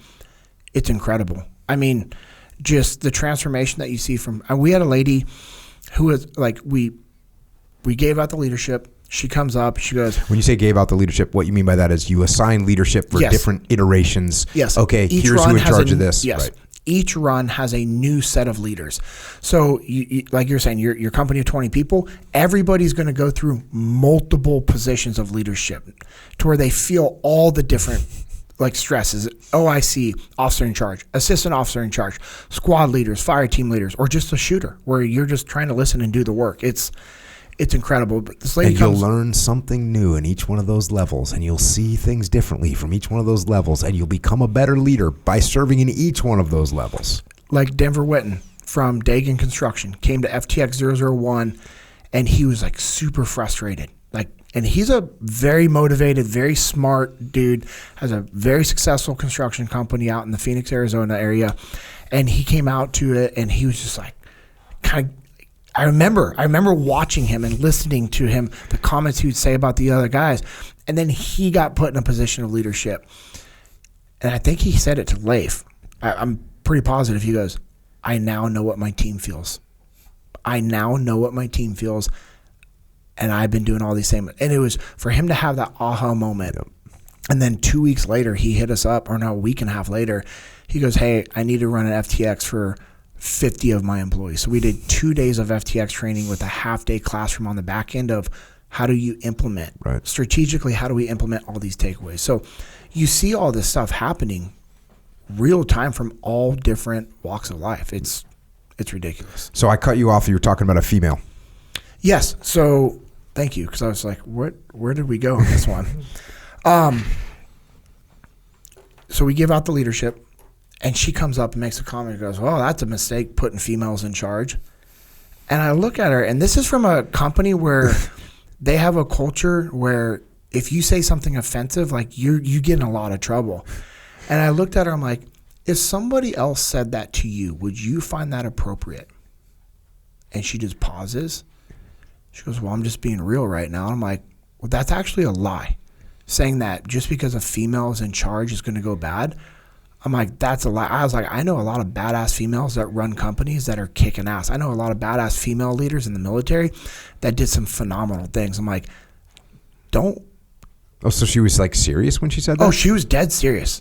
She wasn't, she was dead serious. Like, okay. Just like, this is going to be horrible. Like body posture, like gun down to the side. Geesh. Like, and I was like, okay. So immediately I'm like, there's something there. Like there's something deeper there, obviously. For her to be like, she was not thrilled and just thought it was going to be bad. So I talk with Carlos and Cody. Like, we give the intel, pull them aside. I'm like, hey, we just keep an eye on her. We need to, like, pour into her because she thinks it's going to be horrible. Like, we need to make sure she gets the and Los and Cody were like, yep, got it. Cool. We go do the run. Obviously, we put a bunch of stress on her, so we wanted her to feel it like we do everybody. It wasn't any different, but we were just very mindful of making sure we were watching. And because we've had some people come to the training where they just stop. They're like, hey, I can't do this. This is too much. I'm like, yes, you can. Like, come over here real quick. Let's talk through it. And they're like, okay. And this one guy was like, that was all me. I put too much stress. Sorry. I won't let that happen again. Self-imposed stress, man. It was to the point where the guy wanted to stop training. God. He tried to physically stop the training. So I want to make sure this didn't happen to this lady. Just FYI, if you feel like you are too stressed, this is a massive red flag that's telling you to detach, take a step back, take a breath. Which is, as soon as you said that guy, okay, step back, take a breath, he's like, oh, okay, I can see what's going on. All right, I'm ready to rock and roll. Yeah. And so I really felt like I knew there was something else with this lady. So we get back from the run. It was hard, but guess what? They accomplished what they were supposed to accomplish. We get done with the run. We're doing the debrief. And it's in one of my notebooks. I remember I wrote down what she said. But the greater point was just the limitations she had. And I asked her, because she said something, or her takeaway was, don't limit what you're capable of. And that was like awesome. And I said, expand upon that a little bit. And she goes, well, I didn't think I would be capable of this position. And I said, why? She goes, well, it's a little bit deeper. I'm like, what do you got? This is the time for, let's talk through it. I said, if you're comfortable with it. She goes, well, from my past. I said, okay. And I know I'm like riding a line that this could go really bad. Close. But I also knew it was an opportunity that if we could talk through something that she never has to go through again, or just is able to let go of something, then our day has been worth it.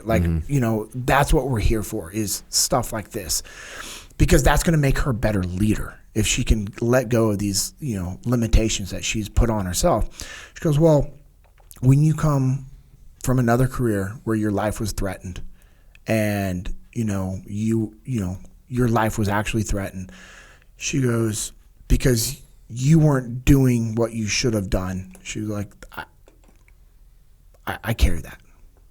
What was her old job? We didn't ask. I just didn't feel like it was a time. I should have afterwards, just to get a little more, information or situational awareness. But, we talked through it, and I said, well, hey, I'm glad that you came to that realization. These are that's the purpose of the training, is for us to feel these things and realize, hey, these tools work when we use them, and all the other stuff that we have in our mind, a lot of it's all BS, because that's not the reality. And then we did our end of the day debriefs, our key takeaways. So we do all the runs, we rotate through different positions, and then at the very end, it's like, hey, what was your biggest takeaway that you're gonna leave this training with to implement back home? And hers was, same thing. I'm not gonna let my past define me. She goes, today is a fresh start. Mm-hmm. And I always try to explain that when I'm talking with clients, is that's what you did when you came in and task unit bruiser. Hey, we're not task unit Bravo, we're task unit bruiser. All the other stuff doesn't matter. This is who we are, and this is what we're going to do. And I like to also tie that in when I'm talking about Ramadi. When we talk about hey, when you come back from deployment, when we talk about the cost and the burden and all that stuff, I try to make it very clear when I'm talking with individuals or large groups, we're all going to have those dark times. We're all going to have those things from our past that could hold us back if we allow them to. But if that's all we focus on, anger, frustration, darkness, guilt, doubt, all that, it gets us nowhere. And I know we've talked about this multiple times, but what you have to focus is the lessons that you've learned. And more importantly, what are you going to do going forward? And that's a big thing that we talk about in the field training exercise. It's yes, hey, you guys made mistakes, but what are we going to do going forward as a group? If we're not sitting and debriefing and coming up with new standard operating procedures, we're wasting our time. If we were just to reorg and all right, hey, new leadership go, new leadership go, new leadership go, there would not be that progression that we get if it wasn't for the debriefs. And the debriefs are an awesome opportunity for you to do some self-reflection. And that's what's powerful, is that self-reflection. Yeah, well, what's interesting about that is this training program in situations like this, which I've seen and you've seen, when it goes beyond business application, beyond the combat application, obviously beyond the business application, and it starts to get into people's souls, and sitting there listening to people debrief, seeing grown men weeping because they realize that they've made mistakes in their lives, seeing women apologizing for behavior that they know they shouldn't have done, and it was negatively impactful to their family. Seeing those deeper changes, that's always it's always amazing to see that this stuff applies and gets through to people's souls. It does. I mean, one of our larger field training exercise clients, one of their upper executives, you know the company I'm talking about, everyone that we've been interacting with since 2018 running these FTXs, all of those key leaders, they don't just know the principles, they actually live the principles. They apply them, they believe in them. And guess what? Every single one of those individuals has grown within the ranks, like multiple tiers of now high-level executive leadership positions. And the individual I'm talking about, he's just been in the game since day one with us, helped us bring the program to them. He sent me a text, and I always forward them to you and Leif and Jamie and Dave, just so we're all aware of like the impact that we're truly delivering. I know we know it, and I always give it to my team. And I like to, if I'm in person with the guys, be like, hey, just so you guys know, this is what you're a part of. And as we grow this, you're going to have more and more and more of this. Because if we do what we teach and we do it the right way, which we are, you all are going to have teams eventually running this training. And this is what you need to focus on, is the impact that we deliver. Everything else, it's important, but it's the impact that we deliver. That's what you have to, like, strategically, that's what I want you guys thinking about. And he sent this text where one of his executives that works directly, his direct report said, that training fed my soul. Thank you. I didn't realize it's what I needed. I was like, holy crap. It's incredible to see that impact. And I wrote this down. It's one of the things you're talking about is when you were running training, you said, literally, we could almost do whatever we wanted. So I wrote down wide boundaries, leadership capital, withdrawal, return on investment. So it reminded me of when we went back and you were running training, and we literally could do whatever we wanted. And the reason why is because the training we produced delivered results. We had guys come back from deployment saying, the hard training you guys put us through kept us alive. It kept us alive. And I remember when I was being an absolute jackass at training, I want to be very clear. I've said this multiple times. I know I'm in a unique position working at Echelon Front. I wasn't this phenomenal leader in the SEAL teams. I wasn't like Seth or Leif or you or Dave. I was in some unique positions, and there was times where I was a good leader, but I also know that I was a jackass, and that I was, that I was that guy that my leadership had to deal with. So there's no one on the team. There's no one at the Echelon Front team that doesn't have that caveat, bro. No one. Just FYI. Yeah, but we want to start pulling apart. Okay. You want to go deep. How deep you want to go? I know, but there's no one. That's why we're here. Yes, and I know, but I also know that because I have that background and perspective, I do at times appeal to a larger base than some of the other instructors, because I can relate to all the different levels, and I get that. So I want to be, when I'm like talking through this stuff, I want to be like, I don't think I was this phenomenal, like perfect leader in the military. I was a good team guy. I think I was a good team guy. I believed in the mission, and I remember when you pulled me aside because I was struggling with some personal stuff that was starting to affect me professionally. That's when you told me, like, hey, your job is to be the best damn instructor that you can be, so that we don't have to put our uniform on to go to another funeral. And I know I've shared that story before multiple times. It was when I realized that it just changed my perspective. And when we started delivering that impact, that's why we were able to do whatever with training. And because the amount of leadership capital that you built within our community by delivering the absolute best training, it allowed us to make large withdrawals. But if you make a large withdrawal that has a high return, you're actually at a higher level when you come back. It's like basic investing. Yeah. I'm going to pull $100 out, but it's going to make me $150. Cool. Keep doing that. Every time you've ever made a withdrawal in your career, especially in Tasking and Bruiser and at Trade It, the return on that investment was ridiculous. And that's what we try to tell companies, like, hey, if you're going to make a withdrawal, there better be a large investment. There better be a large investment. And the more relationships you have within your team, the more trust you have, the more influence, and you can actually go out and do those things. And that's what people see real time in the training. Yeah, I remember you had a situation, there was a safety incident took place, and the report came back.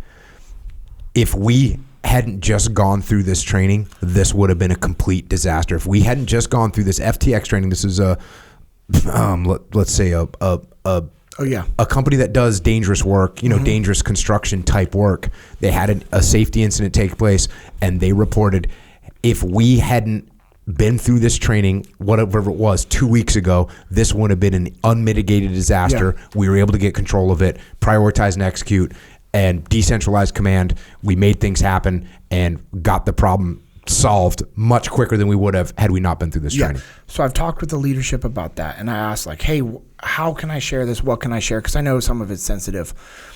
So I'll share what I know we can share. There was actually a death on a job site.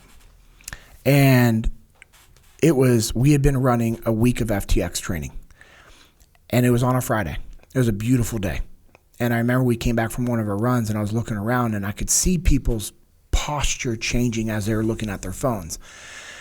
And one of the guys comes up to me, and he has tears in his eyes, and he said, hey, one of our guys just got killed on a job site.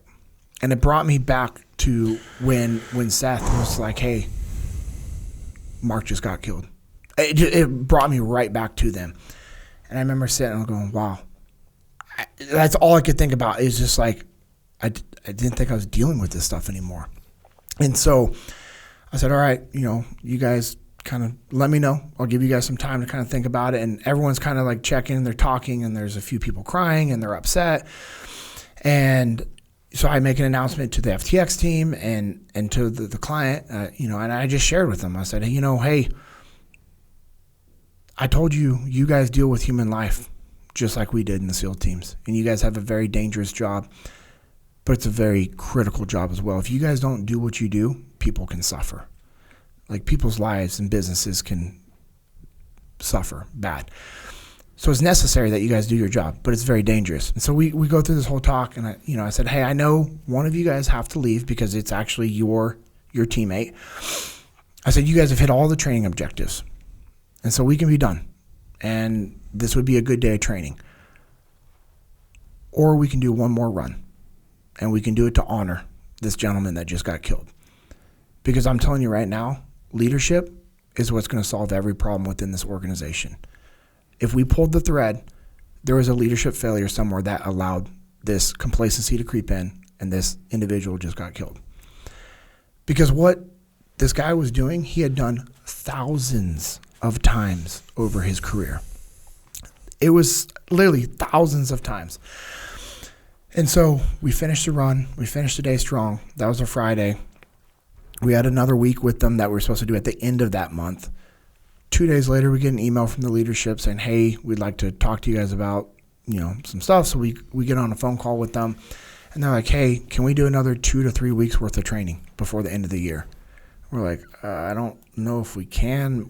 I think we might have a 2-week block open in December, but December in your region is miserable. And they're like, here's the deal. So the reason why is because when the executives showed up on this location where this individual had been killed, it was a situation they'd never seen before. Because there was no pointing of fingers. There's nobody blaming.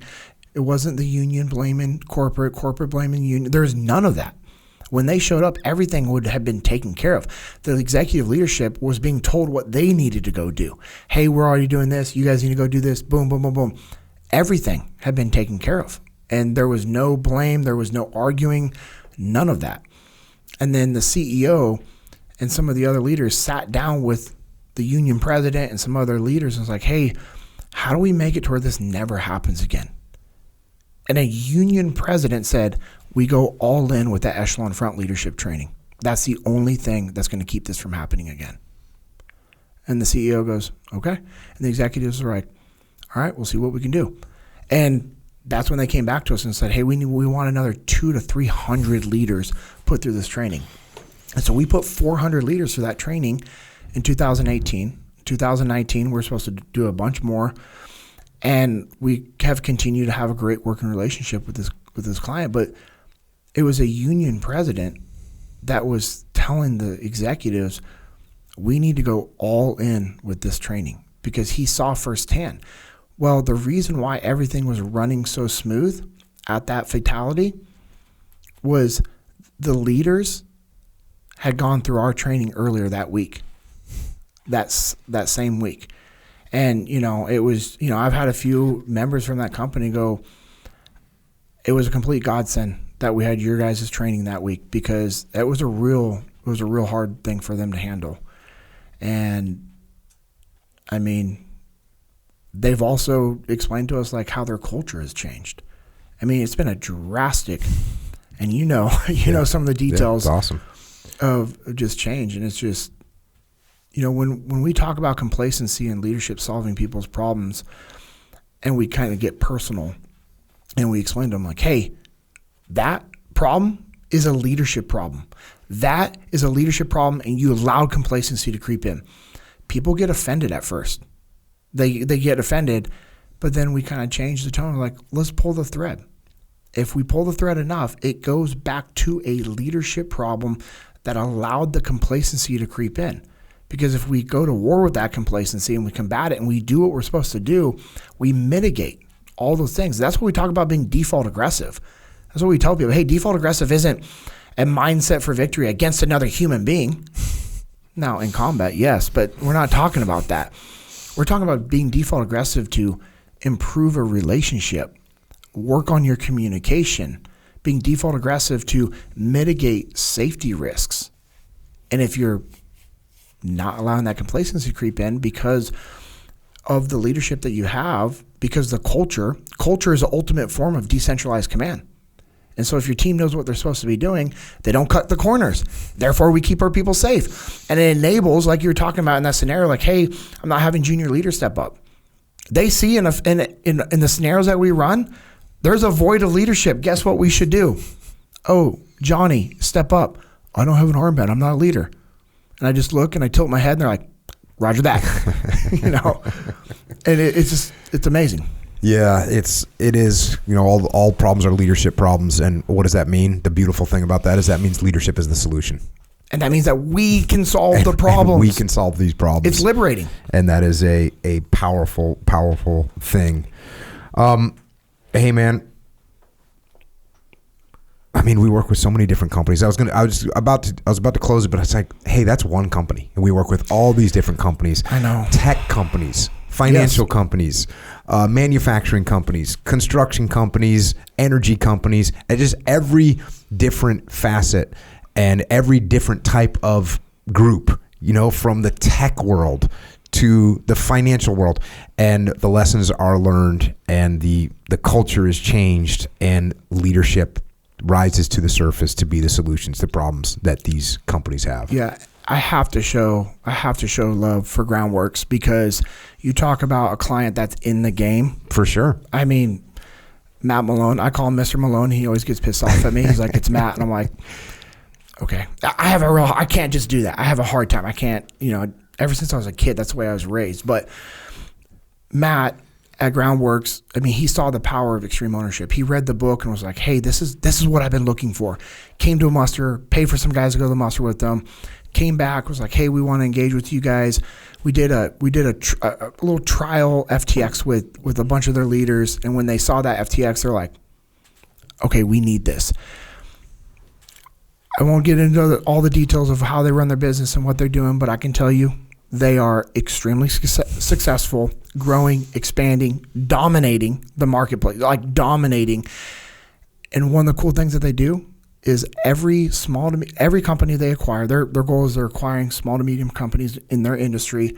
Within 90 days, they run an FTX. It's legit. And the reason why they do that is to show this new company that they acquired their commitment to them, to develop them as leaders, to give them hope, to give them like the tools to lead and be successful. And he says there's no better program out there to implement the lessons and the principles that we need, but also to tie in the culture. Yep. Because it's like, hey, this is how we do things at Groundworks. You're now part of our tribe. Yes, you're still this company, right? You're whatever that company is, you're still them, but you're also part of our tribe. And it's, I mean, just to see, like, I get the goosebumps, like, to see companies that are that committed, to see an individual like Matt that is that committed to their company's growth and development, it's impressive. I just shared with you one of the personal examples of that guy that pulled me aside recently. Was, yeah, I mean, just, it's incredible. Yeah, it's a huge impact, and that's a great example, like you said, of a company that is just taking these leadership principles, been applying them, continuing to applying them at scale. Yes, which is awesome, and continuing to see success after success after success. That's another great example of the many companies that we work with that go out there, take these principles, implement them, and dominate. Yeah, and it shows them, one thing that I've written down I wanted to hit is the importance of like the diversity of people's, like, different people's ideas and backgrounds. That's one thing I was talking with a company. I'm like, one of the reasons why the SEAL teams were so successful is because we have like true diversity of skill sets and thoughts in how we conduct business.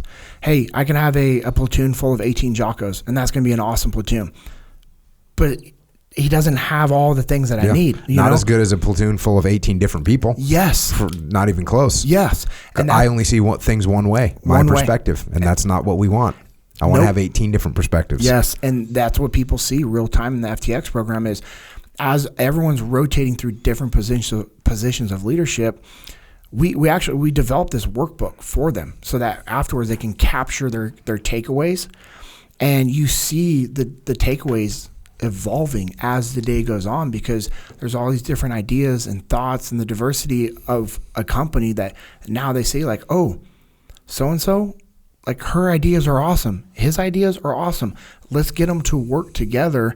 And at the end of the day, when they start working together, when they start applying the principles, it sucks for my role players. Yeah. Well, that's what I was talking earlier when we kicked this thing off. I was talking about a SEAL platoon.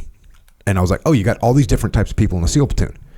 And you got some smart guys, you got some educated guys, you got some uneducated guys, you got some short guys, some tall guys, some slow guys, some fast guys. You got somebody that was born with a silver spoon in their mouth. Mm-hmm. You got someone that was raised in the ghetto. You got all these different people with all these different perspectives. And that makes that platoon strong. That's what it is. It's not like you said, 18 Jockos, cool, that's great. But that's not as powerful as 18 individuals that all bring a different perspective, a different mindset, a different viewpoint, and that's what makes a platoon strong. Is all the differences that people have. You get to see more. You get to see the problem. You get to see a problem from multiple different angles. Mm-hmm. When we go out in the field and do a reconnaissance of a target, we don't just look at the target from one side. No. We do a clover leaf around the target. We back out, we go in from another angle. We back out, we go in from another angle. We go all the way around so we can see as many different angles of the problem so that we can figure out how to solve it. So if you have 18 Jockos, that's one viewpoint. If you have 18 individuals, you got that clover leaf. You get to see as much of that target as you can possibly see, and that's how you're going to solve the problems. I'm smiling because you're saying the clover leaf. I watched Cody do this with a group the other week. They're briefing their plan, and they're just kind of sitting there listening, and you could tell like it wasn't the right plan. And so what him and Carlos do, instead of saying, hey, you should do this, they just ask questions. Yeah. Hey, what if, like, so I say you have your guys right here and you have your guys right here, and so they're split. So that would be split forces, right? So we want to make sure they know what we're talking about. And Carlos just goes, if somebody pops up in the middle, you have to shoot. Like, well, would you be able to shoot them? And it's every single time. Like the client who has zero tactical training goes, oh, we shouldn't do that. We shouldn't split forces. We're like, yeah, that's a good idea. And Cody built this terrain map for the large client that we have all the work with. He built a actual 3D terrain map of the play fields that we use. And they were going through some stuff. And Cody just grabbed the OIC who was on one side of the table looking at it and brings them around to the other side. It was like, hey, what do you see? And this is nothing major, but just the changing of that guy's perception from over here. He saw it in a different way. He goes, yeah, we shouldn't probably go up that way. And Cody's like, I like your plan. Check.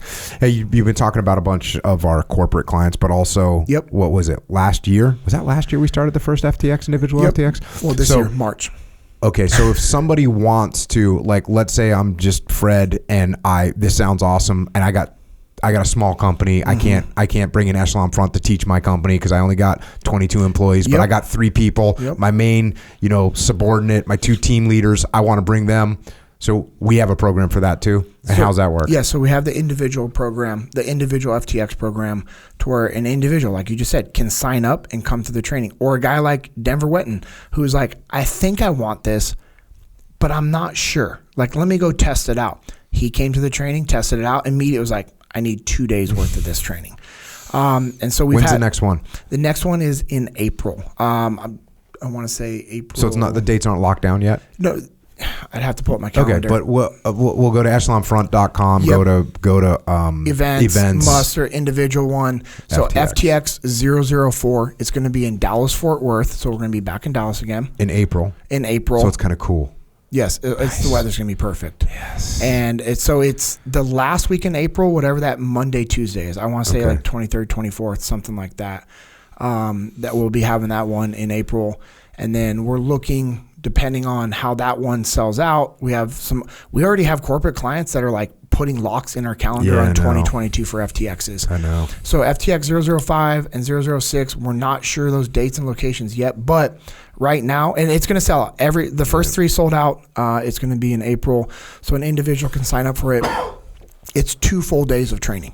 So you're getting 2 full days of those field training exercises. We'll do the check-in, meet and greet on Sunday, give out the pre-mission bags with all their gear. And then on Monday, we start the class. We do overview. We give the classes, and then they're running missions all day. We have a team dinner. And then like kind of open Q&A with you, Leif, myself. And then on Tuesday, full day running missions, and then we'll do jiu-jitsu afterwards as well. Yeah, and awesome debrief at the end to kind of capture and make sure everyone gets it. Well, freaking right on. Awesome. I'm so glad you came to Echelon Front and you're taking this thing and running with it. It's amazing to see the impact on individuals, on companies, on businesses, on teams. It's just how freaking awesome, and that we're able to take these lessons and pass them on, and people can put them to use to go out there and just do what they're supposed to do in the world. Yeah, it's awesome. Yeah. Well, thank you for the opportunity once again. Yeah. Echo Charles. Yes, sir. We're over here, we're running FTXs and we're doing jiu-jitsu, we're lifting, sure, lifting, yes, learning, leading, right? Seems like we might want to get all the help we could get in some of these departments. It's true. What do we got for support recommendations? Well, we can talk about a lot of stuff, but in the physical capability realm, okay, yeah, we do appreciate the support when we can get it. Yeah. Wait, JP's here. Why don't we just talk about Sour Apple Sniper all day? Well, we could. JP, okay, let's rewind. You're at Trade with me. How many energy drinks are you drinking a day? What do you think your worst, like your max energy drinks a day was? And we're talking like the big ones that had the big 300 milligrams per. Oh, that was 6 to 7, 8. Oh, I know it's not good. That's bad. That's bad. No, it's real bad. Yes, sir. It's a freaking disaster. Oh, it was absolutely. Yeah. God. All right. So those memes where people are like, "This is my body," like with all the check lights, like all the check engine lights all over the place. Like, yeah, that was you. Me at Trade at me on the outside doing sales at a financial company. It's been me for a long time, but not anymore. Thank God. Like, we're talking about the game changer. And like, whatever. Say whatever you want about me. I could not make something like that and sell it to people. I couldn't. Yeah. As far as I'm concerned, I might as well be a drug dealer. That is a drug dealer. That is a person that is given freaking crystal methamphetamine to people and knowing that they're going to get addicted to it, knowing that you're hurting their health, probably going to kill them, and you don't care because I'm making money. I could not do that from a moral standpoint as a human. Couldn't do it. Yeah. Zero chance. And yet, I kind of felt like I got to do something because otherwise people are out there, they're visiting the meth dealers, right? Going to 7-Eleven, there's a meth dealer in there in a freaking ice box. And there's a short-term benefit that you need, that I need sometimes, that Echo Charles needs sometimes. Hey, look, it's a long day, whatever. Last night I got like 3.5 hours of sleep. I actually woke up at 4:30. I was like, okay, if I'm not feeling it, I'm going to go back to bed. I was like, I need more sleep. I tried to go back to bed. I couldn't go back to bed. I couldn't go back to sleep. So I just got up, worked out, but then we're in here. I'm tired. Or I was tired when I showed up. So what do I need? I need something to help get over that fatigue. Mm-hmm. What do I need? Oh, I'm going to have one of these things. Do I want to go down to the crack house and buy some rocks? Because that's going to hype me up too, right? It's going to hype me up, right? That's a terrifying thought. Jocko on crack. Yeah, it's going to hype me up. But guess what? It's going to kill me. Yes. So we're not doing that. No. So we made something that you can drink that's literally good for you. Literally, yeah. No downside. Makes you feel hype. Is that a good word? Well, approved, disapproved is not. You're shaking your head. I sense it. I'm not there yet. We'll say that. What would be a better word? I was digging deep through the old vocab. I like fired up. That's the traditional one. You don't like that one? I don't know, dude. Fired up. I think I'd prefer hype over fired up. Hype it is, then. My man. JP, anything better than that? I mean, not everyone's going to fully get this, but there's a few times I've cracked these open. I just tell myself, activate. Yeah, that's true. You want to get activated. It brings me back to like Jocko saying, JP, activate on a radio. And, there you go. I mean, it. so you if go you're into level 7 freaking murder mode. Yeah, if you follow me on Instagram, if you ever see on a post and if I have a hashtag activate, it's for that. It's just, hey, so when JP would be the bad guy, one of the bad guys, and the platoons would be like trying to work through a problem or whatever, and they'd just be screwing something up, and they needed to pay the man. I'd just come up on the radio and be like, JP, activate. And he would come out of a spider hole or a false wall with a Mark 46 and freaking simunition and just lay waste. I remember one of the times I was like waiting for it. I'm not going to say his name because he's still in, but his nickname, Man Bear Pig. Mm-hmm. So, which was very fitting for this human being. Yeah. It was terrifying. And he was like, now the new LPO, and it's towards my end as I was getting out. And I was just like waiting. I was like, he could tell. He's like, hey, he's like, wait until Jocko gives the call. And I'm just like a freaking ant, like just like waiting because I was so hyped up. I mean, I loved what I did. I loved every single day of being in the SEAL teams. And it's the same thing now at Echelon Front, running these field train. I mean, people are like, man, I don't get it. Like, how do you keep going? I'm like, because I literally love what I'm doing. Yeah. And it was like the same thing. He's like, just wait, hold. And all of a sudden you're like, JP, activate. And he's like, go. It's just like, just able to get after it. But so if you need to activate, I like it. Boom. If you need to activate, freaking crack open one of these and you'll get freaking activated, kick out that door, start laying to waste with a Mark 46. Yes. Mm-hmm. The right way. By Belt the way. fed. Yes. No price. You don't pay no price later. No, you just go. We're not doing the freaking Nazi thing, putting our guys on meth. Yeah. They deal with the devil. Yeah. It's like, oh, what do you need? Oh, you need that? Oh, yeah, I get it. And then they collect that check afterwards. And right, you're in big trouble sometimes. Big trouble. We don't that do withdrawal Yes, JP was talking about. That withdrawal, not what we're looking for. No. All good. So, yes, Jocko, discipline, go. Or are we going with Jocko, go? Because it's kind of interchangeable, really. Kind of interchangeable, right? Yeah. That's the energy drink. That's the one that we want. That's the one we want to stick with. Sour apple sniper. It's a good flavor. Dude, they're all good flavors. They're all good flavors. And I can tell you personally, the FTX program is run and fueled by the Discipline Goes because we get them sent to every location ahead of time. Jack Daniels, he's in the game. He takes care of that. I used to do it. He's like, I got it. I'm like, he's like, JP, I got. We have them at every FTX for our team, for all the prep days ahead of time, all the stuff they're doing, and then also for the client as well. And we have to put it out. We're like, hey, these are healthy, but you don't need to drink one after every single run because they taste so good. We had one guy, I was like watching, and I was like, hey. He's like, what's up? I'm like, come here real quick. He's twitching.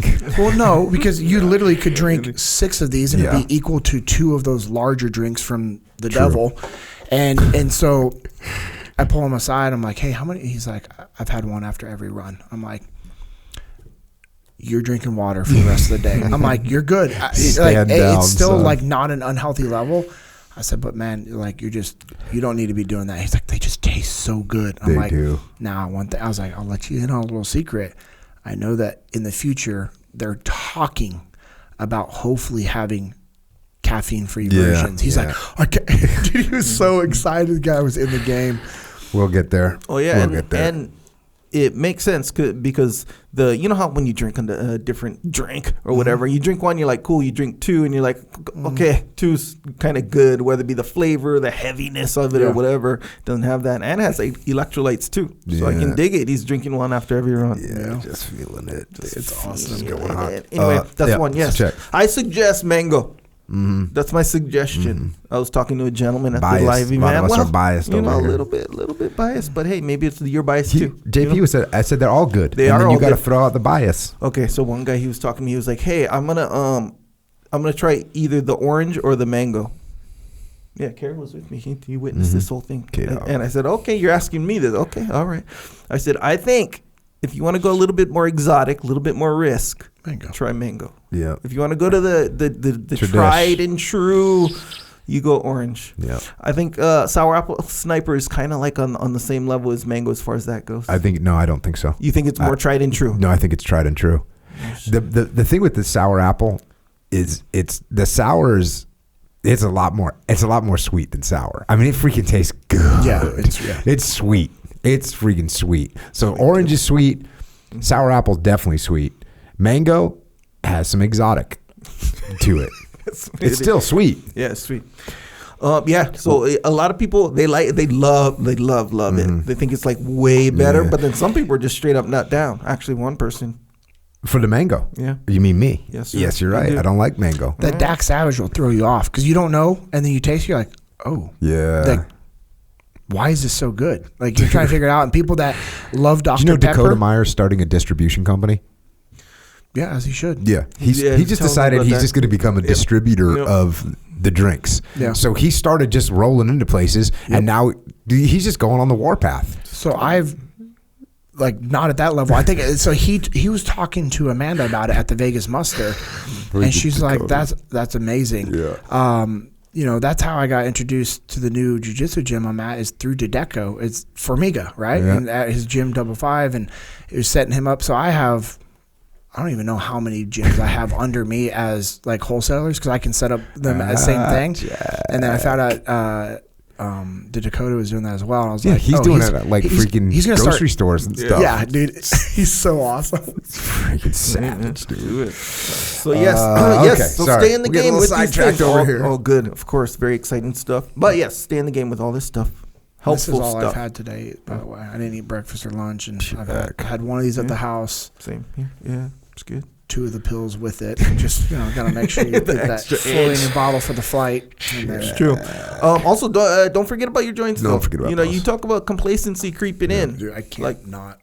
but sometimes that'll come on slowly where you don't notice. Then one day you're looking at it, you're like, man, I gotta feel like I gotta warm up just to live my normal life, right? You don't want that. No. So you take the joint warfare, the super krill Super oil, krill. just keep everything in line, man. It's good. You'd be happy you did. Also, vitamin D3 and cold water. This is for immunity. Yeah. Greens, by the way. Yeah, Just the greens. freaking You were good. saying some good stuff about the greens. They're really good. Yeah, but you Switch you them. used a particular case. You did. Oh, I thought you were gonna go into it. This is what No, I'm I saying. I thought that was like pre-podcast talk, but I guess No, since no, I no, didn't no, put all on good. Blast. Let's say you have some cocktails or some wine with your significant other. Sure. So Amanda and I were having some drinks, and the next day I'm like, this is exactly why I don't drink. I don't drink for this reason. Went and grabbed 2 scoops of the greens, half water, half apple juice. Tasted phenomenal. Felt amazing afterwards. Back in the game. Greens is kind of a And miracle. You can also do it right before bed. Like so, if you have some drinks, some and maybe you shouldn't be drinking, but you do, and 1 or 2 scoops of the greens, water right before bed. So we got hangover prevention. Well, We didn't even know it. Official. We didn't even know it, but we have it. If we're talking about the, how you feel things real time, like when I have the greens, I feel really good. Really good. Well, study sample size of 1. That's where it starts. 100% For the factual. proof. It's true. Factually. Also, milk. Don't forget about milk. You want some additional protein. About milk. Yeah. Let's face it. It's hard to forget about milk. You're Let's right. face You're it. right. But yes, that's a dessert. There's nothing that you just sit there, like you'll be in some random spot and just think, man, I really want a milk right would now. be good right now, That's the thing. There's no other, even steak, I won't have a craving for a steak as much as I will have a random, I really want a milk right now. Yeah. That's how tasty Have you and mixed soothing. Have you mixed the greens with the milk? No, I have not done that. That's bold. Think about this: vanilla gorilla with the greens. Getting crazy over here. It's really Mixed good. drinks. Interesting. Yeah, because if vanilla protein powder with fruit, right? If you want to make a smoothie, you're gonna put some frozen fruit in there. Right. Well, the greens have that fruit flavor, Yeah. the pineapple and the coconut, so it's really good. Interesting, because that's kind of how the nature of milk can be. Is you mix some other stuff in there. Hey, look, I stick with the chocolate. So if I put anything in the chocolate, put a little bit of a frozen banana. And that's sort of Extra it. ripe. Dulce. Oh, yeah. That's the one right there. But, yeah, especially with the vanilla, you can mix all kinds of stuff in there. Yeah. Just enhance it. It's good. Tulsi's done a lot of amazing things in her life. Yes, sir. And the only thing that you seem to care about is that she told you to put half ripe bananas in your freaking milk, bro. That girl's a damn veteran. She's a congresswoman. She's a surfer. She's a fighter. And you're over here talking about rotten bananas going into milk, and that's like the deal. Well, let's face it. Tulsi's surfing abilities and, her service and stuff play less of a role in my day-to-day life. Check. Okay. Point taken. But I'm just saying that frozen banana milk. Let's face it. Kind of a game changer in your household. Daily. She didn't do much for you as a representative of Hawaii. She didn't do much of you as a combat vet going overseas. That didn't help you out. But day to day, she's all up in that milk, the milk train. She gives good advice. Hey, you can get the drinks. You can get the drinks at Wawa on the East Coast. We're going into a bunch of other stores right now. I'll keep you posted on all of that. You can get everything at Vitamin Shop. Go hook up the Vitamin Shop. And look, you can get all of it at jockofuel.com. And if you subscribe, there's no shipping payment, which is a big deal. Because look, let's face it, there's other companies out there. You might have heard of some of these companies, and they're get you on this little thing where you're getting stuff shipped to your house for free, and that can be hard to compete with. How do you compete with it? Just do a little subscription activity. Help us put down the big boys. But if there is an issue with your order, that if you order from jockofuel.com, originmaine.com, then you reach back out to Origin and Jocko Fuel and they fix it. The other ways that you can get it, like if there's an issue with your order, there's an issue with your order. That's it. You just have but to deal Jocko with Fuel it. and Origin, they're going to resolve that problem. They're going to take care of it and they're going to make it right. Yeah, it's true. Also, you mentioned Origin, OriginUSA.com. It is Origin Maine too, right? It is. It's all the same gig. Yeah. This is American made stuff: denim, boots, belts, wallets, whatever else Pete thinks up. There's a heavy hoodie. I hear great things. It's I don't ridiculous. have one, but That's gotta be a bummer. That's gotta be a bummer. I understand. You're over there with rotten bananas. We got heavy hoodies. I just want to know, how did you go to immersion camp and not leave with a heavy hoodie? Yeah, huh? Yeah. I kind of jammed that up, that opportunity. Real slippy over there. Yeah, I got a cool gig. I got a good gig though. So Yeah. So did everybody that attended immersion camp. I'm one of them. Origin USA. Yep, all made in America. Everything from the materials themselves. Yep. Oh, by the way, there's a bunch of people that have been trying to get stuff from overseas, and there's a bunch of ships sitting off the coast of California and New York, and they can't get their stuff in here. Their supply chain is all jacked up. Guess what? We got an American supply chain. An American supply chain. Did I just say that? The whole thing? Every single part of that garment that you're wearing, be it jeans, be it boots, be it a freaking rift gi, doesn't matter. That whole supply chain is right here in America. We're not waiting in the port.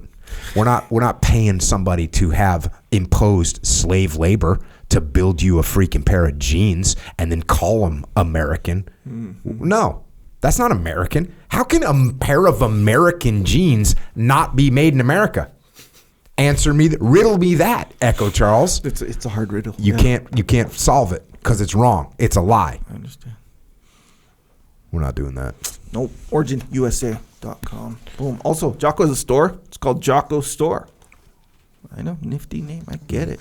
But some good stuff on there. Discipline equals freedom. Shirts, hats, hoodies. Jiu-jitsu is life. Jiu-jitsu is life. Life, yeah. We got a little jiu-jitsu. So there's a jiu-jitsu kind of section emerging. Look at you, man. Hey, look at you with the section. I don't condone not doing jiu-jitsu. Choosing not to. I'm not going to condone it. Right.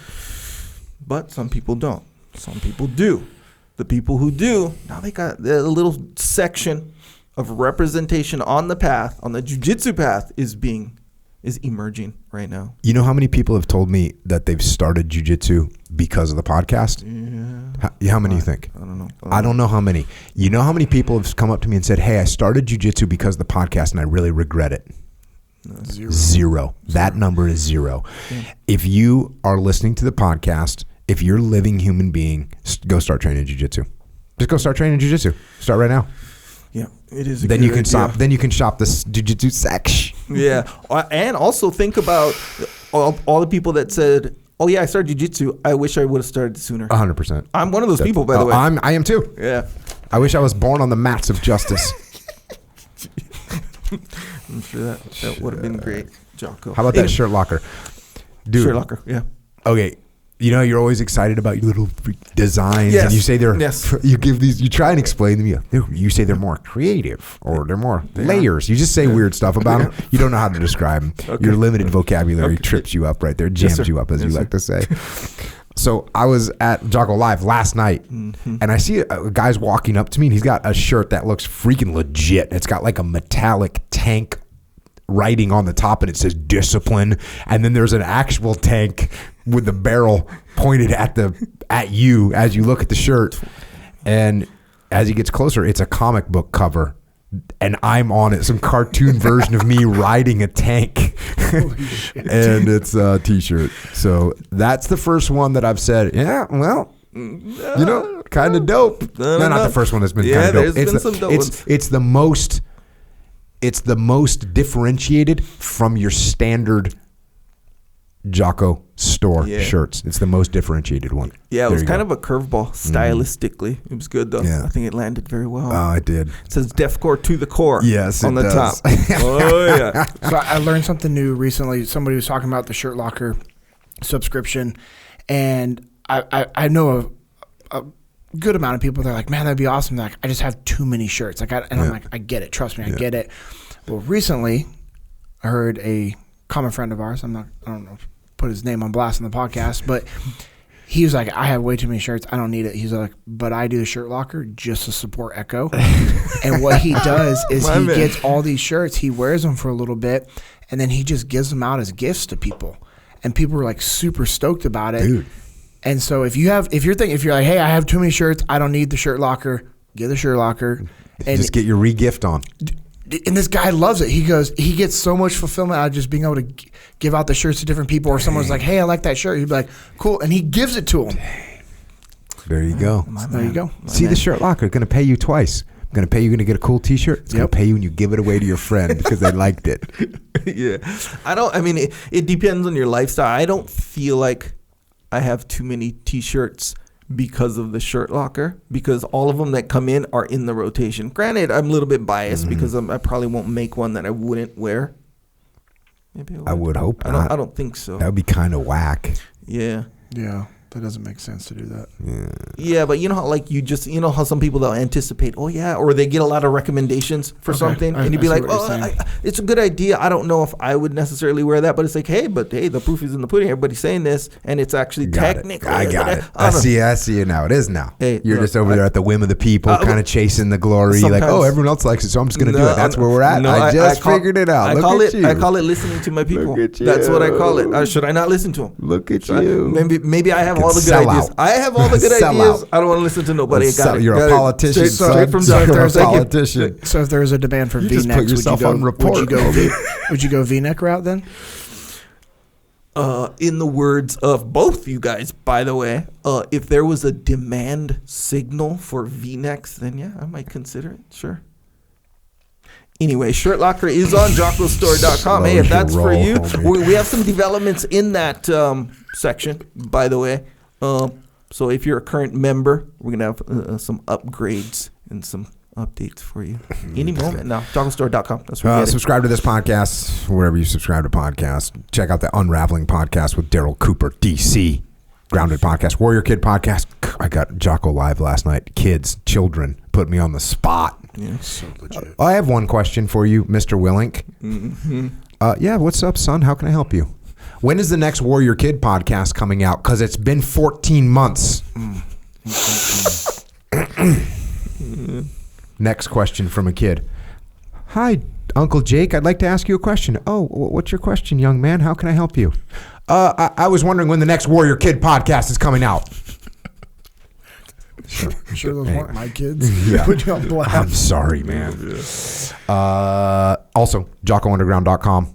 If you want to hear some alternative podcasts, some alternative information. Life advice, by the way. Life advice Q&A. Yeah. Hitting a lot of Q&A in there. You can go to JockoUnderground.com. Now, here's what we've been talking about. Why do we do that? Well, because we don't control the platforms. We don't know what the platforms are going to do. The platform's big tech. What do we... Okay, well, whatever. What could possibly I be doing that would make someone say, hey, you know what? We need to pull the reins in on this Jocko guy.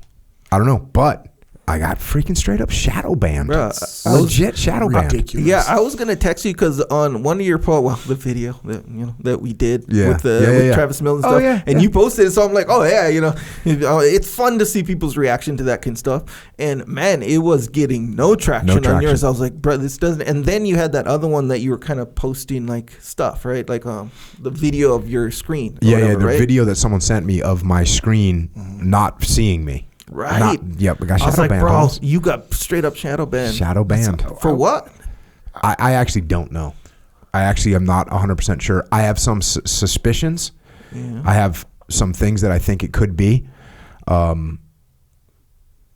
Yeah. I've spoken out about some situations that are unfolding. On Instagram? On podcasts. On my podcast. On other podcasts. And... That's still weird though, right? Yeah. Where someone... It makes me so mad. I was in Colorado, and I told you this right before the muster. I was there working with a client, was out and about, met this family. There's like little kids. Anyway, started talking to them. I was like, hey, you should check out my boss. He's got these he's got these books for kids called The Warrior Kid. And the mom was like, I'm a teacher. This would be phenomenal. And so the dad was like, well, what's his name? I'm like, Jocko Willink. He's like, okay. Which, it's funny. Anytime I say your name and somebody doesn't know you, it bothers me. And I'm like, what are you talking about? You don't know. Yeah. And then I have to be like, okay, not yet. Yeah. Everyone doesn't know him yet, but they will. And so I was like, hey, let me see your phone. I was like, you have Instagram? I'm like, open it up. He's like, all right. Because I don't want to do like, hey, look him up later. Yeah. They'll forget. Yeah. So now this is my default. Is like, hey, open up your phone. They're like, okay. Open up your Instagram. Okay. And I'm like, let me see it real quick. I just take it and I start typing in. I'm like, what the heck? He's like, is that him? I'm like, no, that's a meme page about him. He goes, he has a meme page about him? I'm like, oh, yeah. So we start going through. He's like, there's a quote page too. I'm like, oh, yeah. I had to type your name fully for you to show up. And then I clicked on it. And then I immediately was like, and I was like, hey, you're following him now because I followed you. Gave him back to him. And the guy's like, why is this up? I'm like, like he's being shadow banned. It's crazy. So he starts like looking through all your stuff. And he's like, why would he be shadow banned? I'm like, because he speaks the truth. It's so freaking crazy. Which is crazy that's a dangerous thing, is to speak the truth these days. It is very disturbing. It is very, very disturbing. And to that degree where someone, and I'm totally just speculating, but they'll hear you say something that they didn't like somewhere else, and then be like, let me go to his Instagram and shadow ban him. It really makes me start to think about the level of interconnectivity between some of these elements out there. Yeah. And it's because it is very strange. Now look, could it be like, oh, I was, someone mentioned me or something, there's some fault, and they got an algorithm that runs, and it's like, oh yeah, this guy, boom, and he got, and then they went like, yeah, we shouldn't have done that now, because apparently I think I might be unshadow banned right now. I think so too. I think. Yeah. I'm not sure though. I went on Sarah's phone and looked for you, and you popped right up. Okay. But I think she's following But she you. follows him. Yeah. So that's it, yeah. There's no telling. Well, Hey, because of all this, what JP? I was gonna say, it's just even more confirmation that you're doing the right thing. We're doing the right thing. Dogs don't bark at parked cars. True. So because of this, we figured this out. What was it, a year ago? We started JockoUnderground.com because I knew we needed a contingency plan in case things went sideways. We could get taken off of every platform. That could happen. And so if you want to support us, go to JockoUnderground.com. It's $8.18 a month. That allows us to have this platform that if things go sideways, we will be standing by in the underground to do what we got to do. If you can't afford it, it's all good. We still want you on the team. Email assistance@JockoUnderground.com. And for like a reward or an appreciation, we do another little podcast and talk about some alternative subjects. And you know what? Well, you know what I'll do is I'll on that I will do a one about why I think I got shadow banned. I'll give all the details because I'm pretty confident I'm pretty sure I know why. Interesting. throwing this out here, I don't need to sleep tonight. We can do it tonight if you want. Let's go. YouTube channel. Subscribe to that. Official. Yep, it's official or whatever. You can see what JP looks like. You can see his Jiu-Jitsu His Life t-shirt. You can see my t-shirt. I only wear the same t-shirt a lot. Yeah, that's kind of what I do. Origin USA has a cool YouTube channel as well. We have Psychological Warfare. I made a little album. You can listen to it. If you have a moment of weakness, you can overcome that moment of weakness. Flipside Canvas. Speaking of Dakota Meyer, not only does he have a distribution company, he also has Flipside Canvas. You can hang cool stuff on your wall. Dakota Meyer, freaking one of my heroes. Got a bunch of books. Final Spin, JP Dinnell. Come on, JP, what up? What so happened? JP Dinnell, you got on the plane and you read Final Spin. How'd that work out for you, Hobie? Okay. This is what I love about you. Yeah. Right? People don't understand this. A little behind the scenes, JP and I, we can both get emotional at certain things. Yeah. And it's funny to watch each other get emotional, and we make fun of each other for getting emotional, laugh at each other. Literally, I was at the last muster. I'm sitting backstage watching JP get choked up, and I'm laughing. And I'm just preparing. Yeah, he's just preparing. So I'm like, okay. So, anyways, as soon as he walked in today, he said, "Yeah, I read the book on the plane," and I saw the look on his face. I was like, "Oh, it hit him! It hit him!" Because it's a rough book to read emotionally. Yeah, it's an emotional roller coaster. It's awesome. So we got the copy of Final Spin at the muster. So we're leaving Vegas. Amanda had the copy. I ordered 10 like when they first came out. And I knew, so I had some coming. And so I stole it from her. Like, I took a picture, put it on Instagram. She's like, "Give me my book back." I'm like, "Let me read it for a little bit." She's like, "Okay." So I start reading. I was like, "Oh my gosh, this is legit." She like takes the book back. She finished. She's reading on the flight. And then I'm gone for FTXs, come back, the books are there, I grab it, and I read it in 2 or 3 days. I could not put it down, and I didn't want to read it at night because I knew, like, when I would read it at night, I was not going to sleep because I was just like, no, one more chapter, one more. And today, flying out here, I'm finishing up my packing, and I grab it, and it irritated me because I knew I was going to finish it before I took off.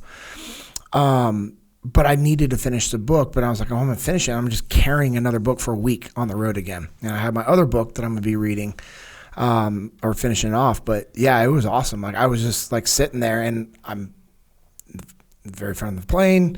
Everyone's coming on board, and I have tears rolling down my face as I'm, like, reading the book. And I'm just like, you got to be kidding me. Now, if anybody knows me well, it's not a surprise. Like, I'm an emotional person.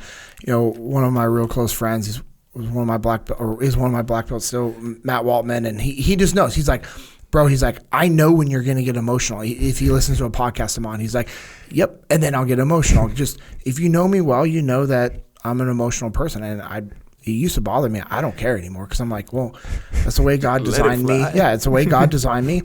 It's part of who I am. But yeah, final spin. That was awesome. Sitting on the plane, tears rolling down my face. I'm like, you got to be kidding me. Because I think, and I'd like to talk to more people about it, but I truly think every human that reads that book will be able to relate to all of the characters. I don't care what your background is. 100%. I don't care what your background is. You are going to find a relationship to every one of the characters. Everyone. Like the store manager, I wanted to beat that guy up because I've had some of those bosses in the past, right? 100%. Artie, man, that kid, you know. Damn it. just everything, you know, and just what the main character did for his brother. Yeah, it's just a phenomenal book. And I truly, I would put a large amount of money down and say, if you read the book, you will be able to relate to every one of those characters. And I'm not gonna give it away. You gotta read it because it's ridiculous. But I will say, like, just that style, that style that you wrote, I'm looking forward to more books in that. And if not, then you're the biggest jerk ever. Put that out there and then not have more books coming down the pipeline. Check. Right on. Appreciate it. That book is called Final Spin. It's an emotional roller coaster. You don't even expect it, really, at some points, and all of a sudden you're like, wait, why am I getting choked up right now? Yeah. So I wanted to say this quote earlier, and I didn't find the right time, but I think it ties into this book, like the principle of the book. You said this at one of the last FTXs, FTX 002, that we had in San Diego. And I wrote it down, and I know I shared it at the muster part of my talk, but you said, when you transition from loving winning to loving your team winning more than you winning yourself, you transition into a true leader. And that's sacrifice. If when you're willing to put the team above yourself, the mission above yourself, that's when you become a true leader. And you ask this question, and we ask it now at all the FTXs, what do you think makes a good team guy? And everybody, all the answers are great. They're just not the right answer. It's when you put the team first and the mission first. That's what makes you a good team guy. And that's not just for the SEAL teams. Company XYZ. When you and your employees put the team first and the mission first, that's what makes you a good leader. And you don't have to have a title to be a leader. We've said this, your title doesn't make you a leader. Your ability to influence those around you, to do the right thing, to believe in themselves, to believe in the mission, that's what makes you a leader. And I love this quote. I've written it in all of my notebooks that I have, just as a reminder, as well as discipline is rooted in the truth that we tell ourselves, that you told me. And it reminds me, I think that's also why I got emotional reading that book, is because he was willing to do what he did for his brother. And that's what good leaders do. Like they are willing to put the team and the mission above themselves at all costs. Now, what he did in the book is obviously part of the book, but the base of that is it wasn't about him. It was not about him. And when we look at the good companies that we work with, the leaders that care more about the team than themselves. I remember I called you. I sat and had dinner with Denver before we ran the FTX. And he was sitting there and he was emotional. And he was talking about how much he loves and cares about his team. And it was real. And we've worked with companies where you knew they were kind of full of it. They were trying to put on the game. I mean, he pulled out like index card that he had notes on for our talk, and just the level of impact that the training had on him and how much he cared about his team. I remember I texted you and Leif afterwards, and I called you because just the burden of that. And you're like, hey, bro, you're going to deliver the training that he needs. And that's all. I was like, check, roger that. And it's cool. Just when you see leaders truly care about their team and they put the mission first, what they're able to accomplish. That's it, man. Final spin. A lot of those themes in there. One of my friends texted me and said, "This is a great piece of American literature." And I said, "Thanks, man. Appreciate it." It's a bold statement, right? It's a bold statement. Final spin. Leadership strategy and tactics. Field manual. The code, the evaluation, the protocols, discipline equals freedom, field manual. Way of the Warrior Kid 1, 2, 3, and 4. Best books ever, apparently. Yeah. That's what a lot of people are thinking. Adults, children, across the board. Mikey and the Dragons, come on. Come on. About Face by Hackworth, Extreme Ownership and the Dichotomy of Leadership that I wrote with my brother Leif Babin. We also have, we'll be talking about a bunch today. If you're interested in the FTX or any of the consultancy that we do, go to echelonfront.com. You can also find out where we're doing the next muster, which is Dallas, Texas, March 24th and 25th. We also have an online training program, Extreme Ownership Academy. We are on there all the time. We got courses that you can take. We got live interaction that you can do. You can come ask us questions. There's so much benefit. It's a leadership gym. You don't get good at leadership by reading one book. It doesn't happen. Just like you don't get good at jiu-jitsu by going to one class. You got to make it part of your life. Go to extremeownership.com to make leadership part of your life.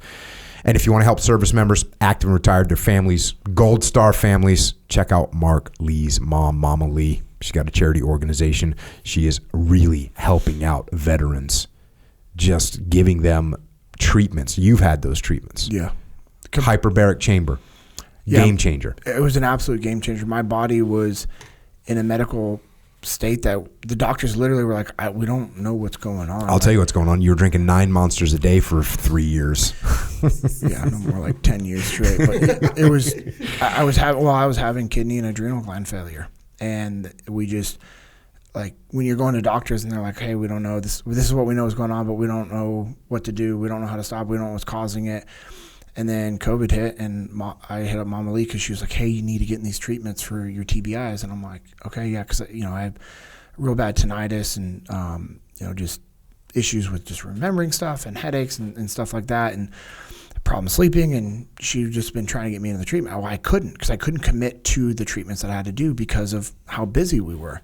Well, COVID hit, and I was able to do it. And I did all the treatments. All those issues were gone. Yeah. Like, they're gone, and they haven't come back. And I know of other team guys that had masses growing in their head, pituitary gland, like cancerous types of masses that they didn't really know what was going on.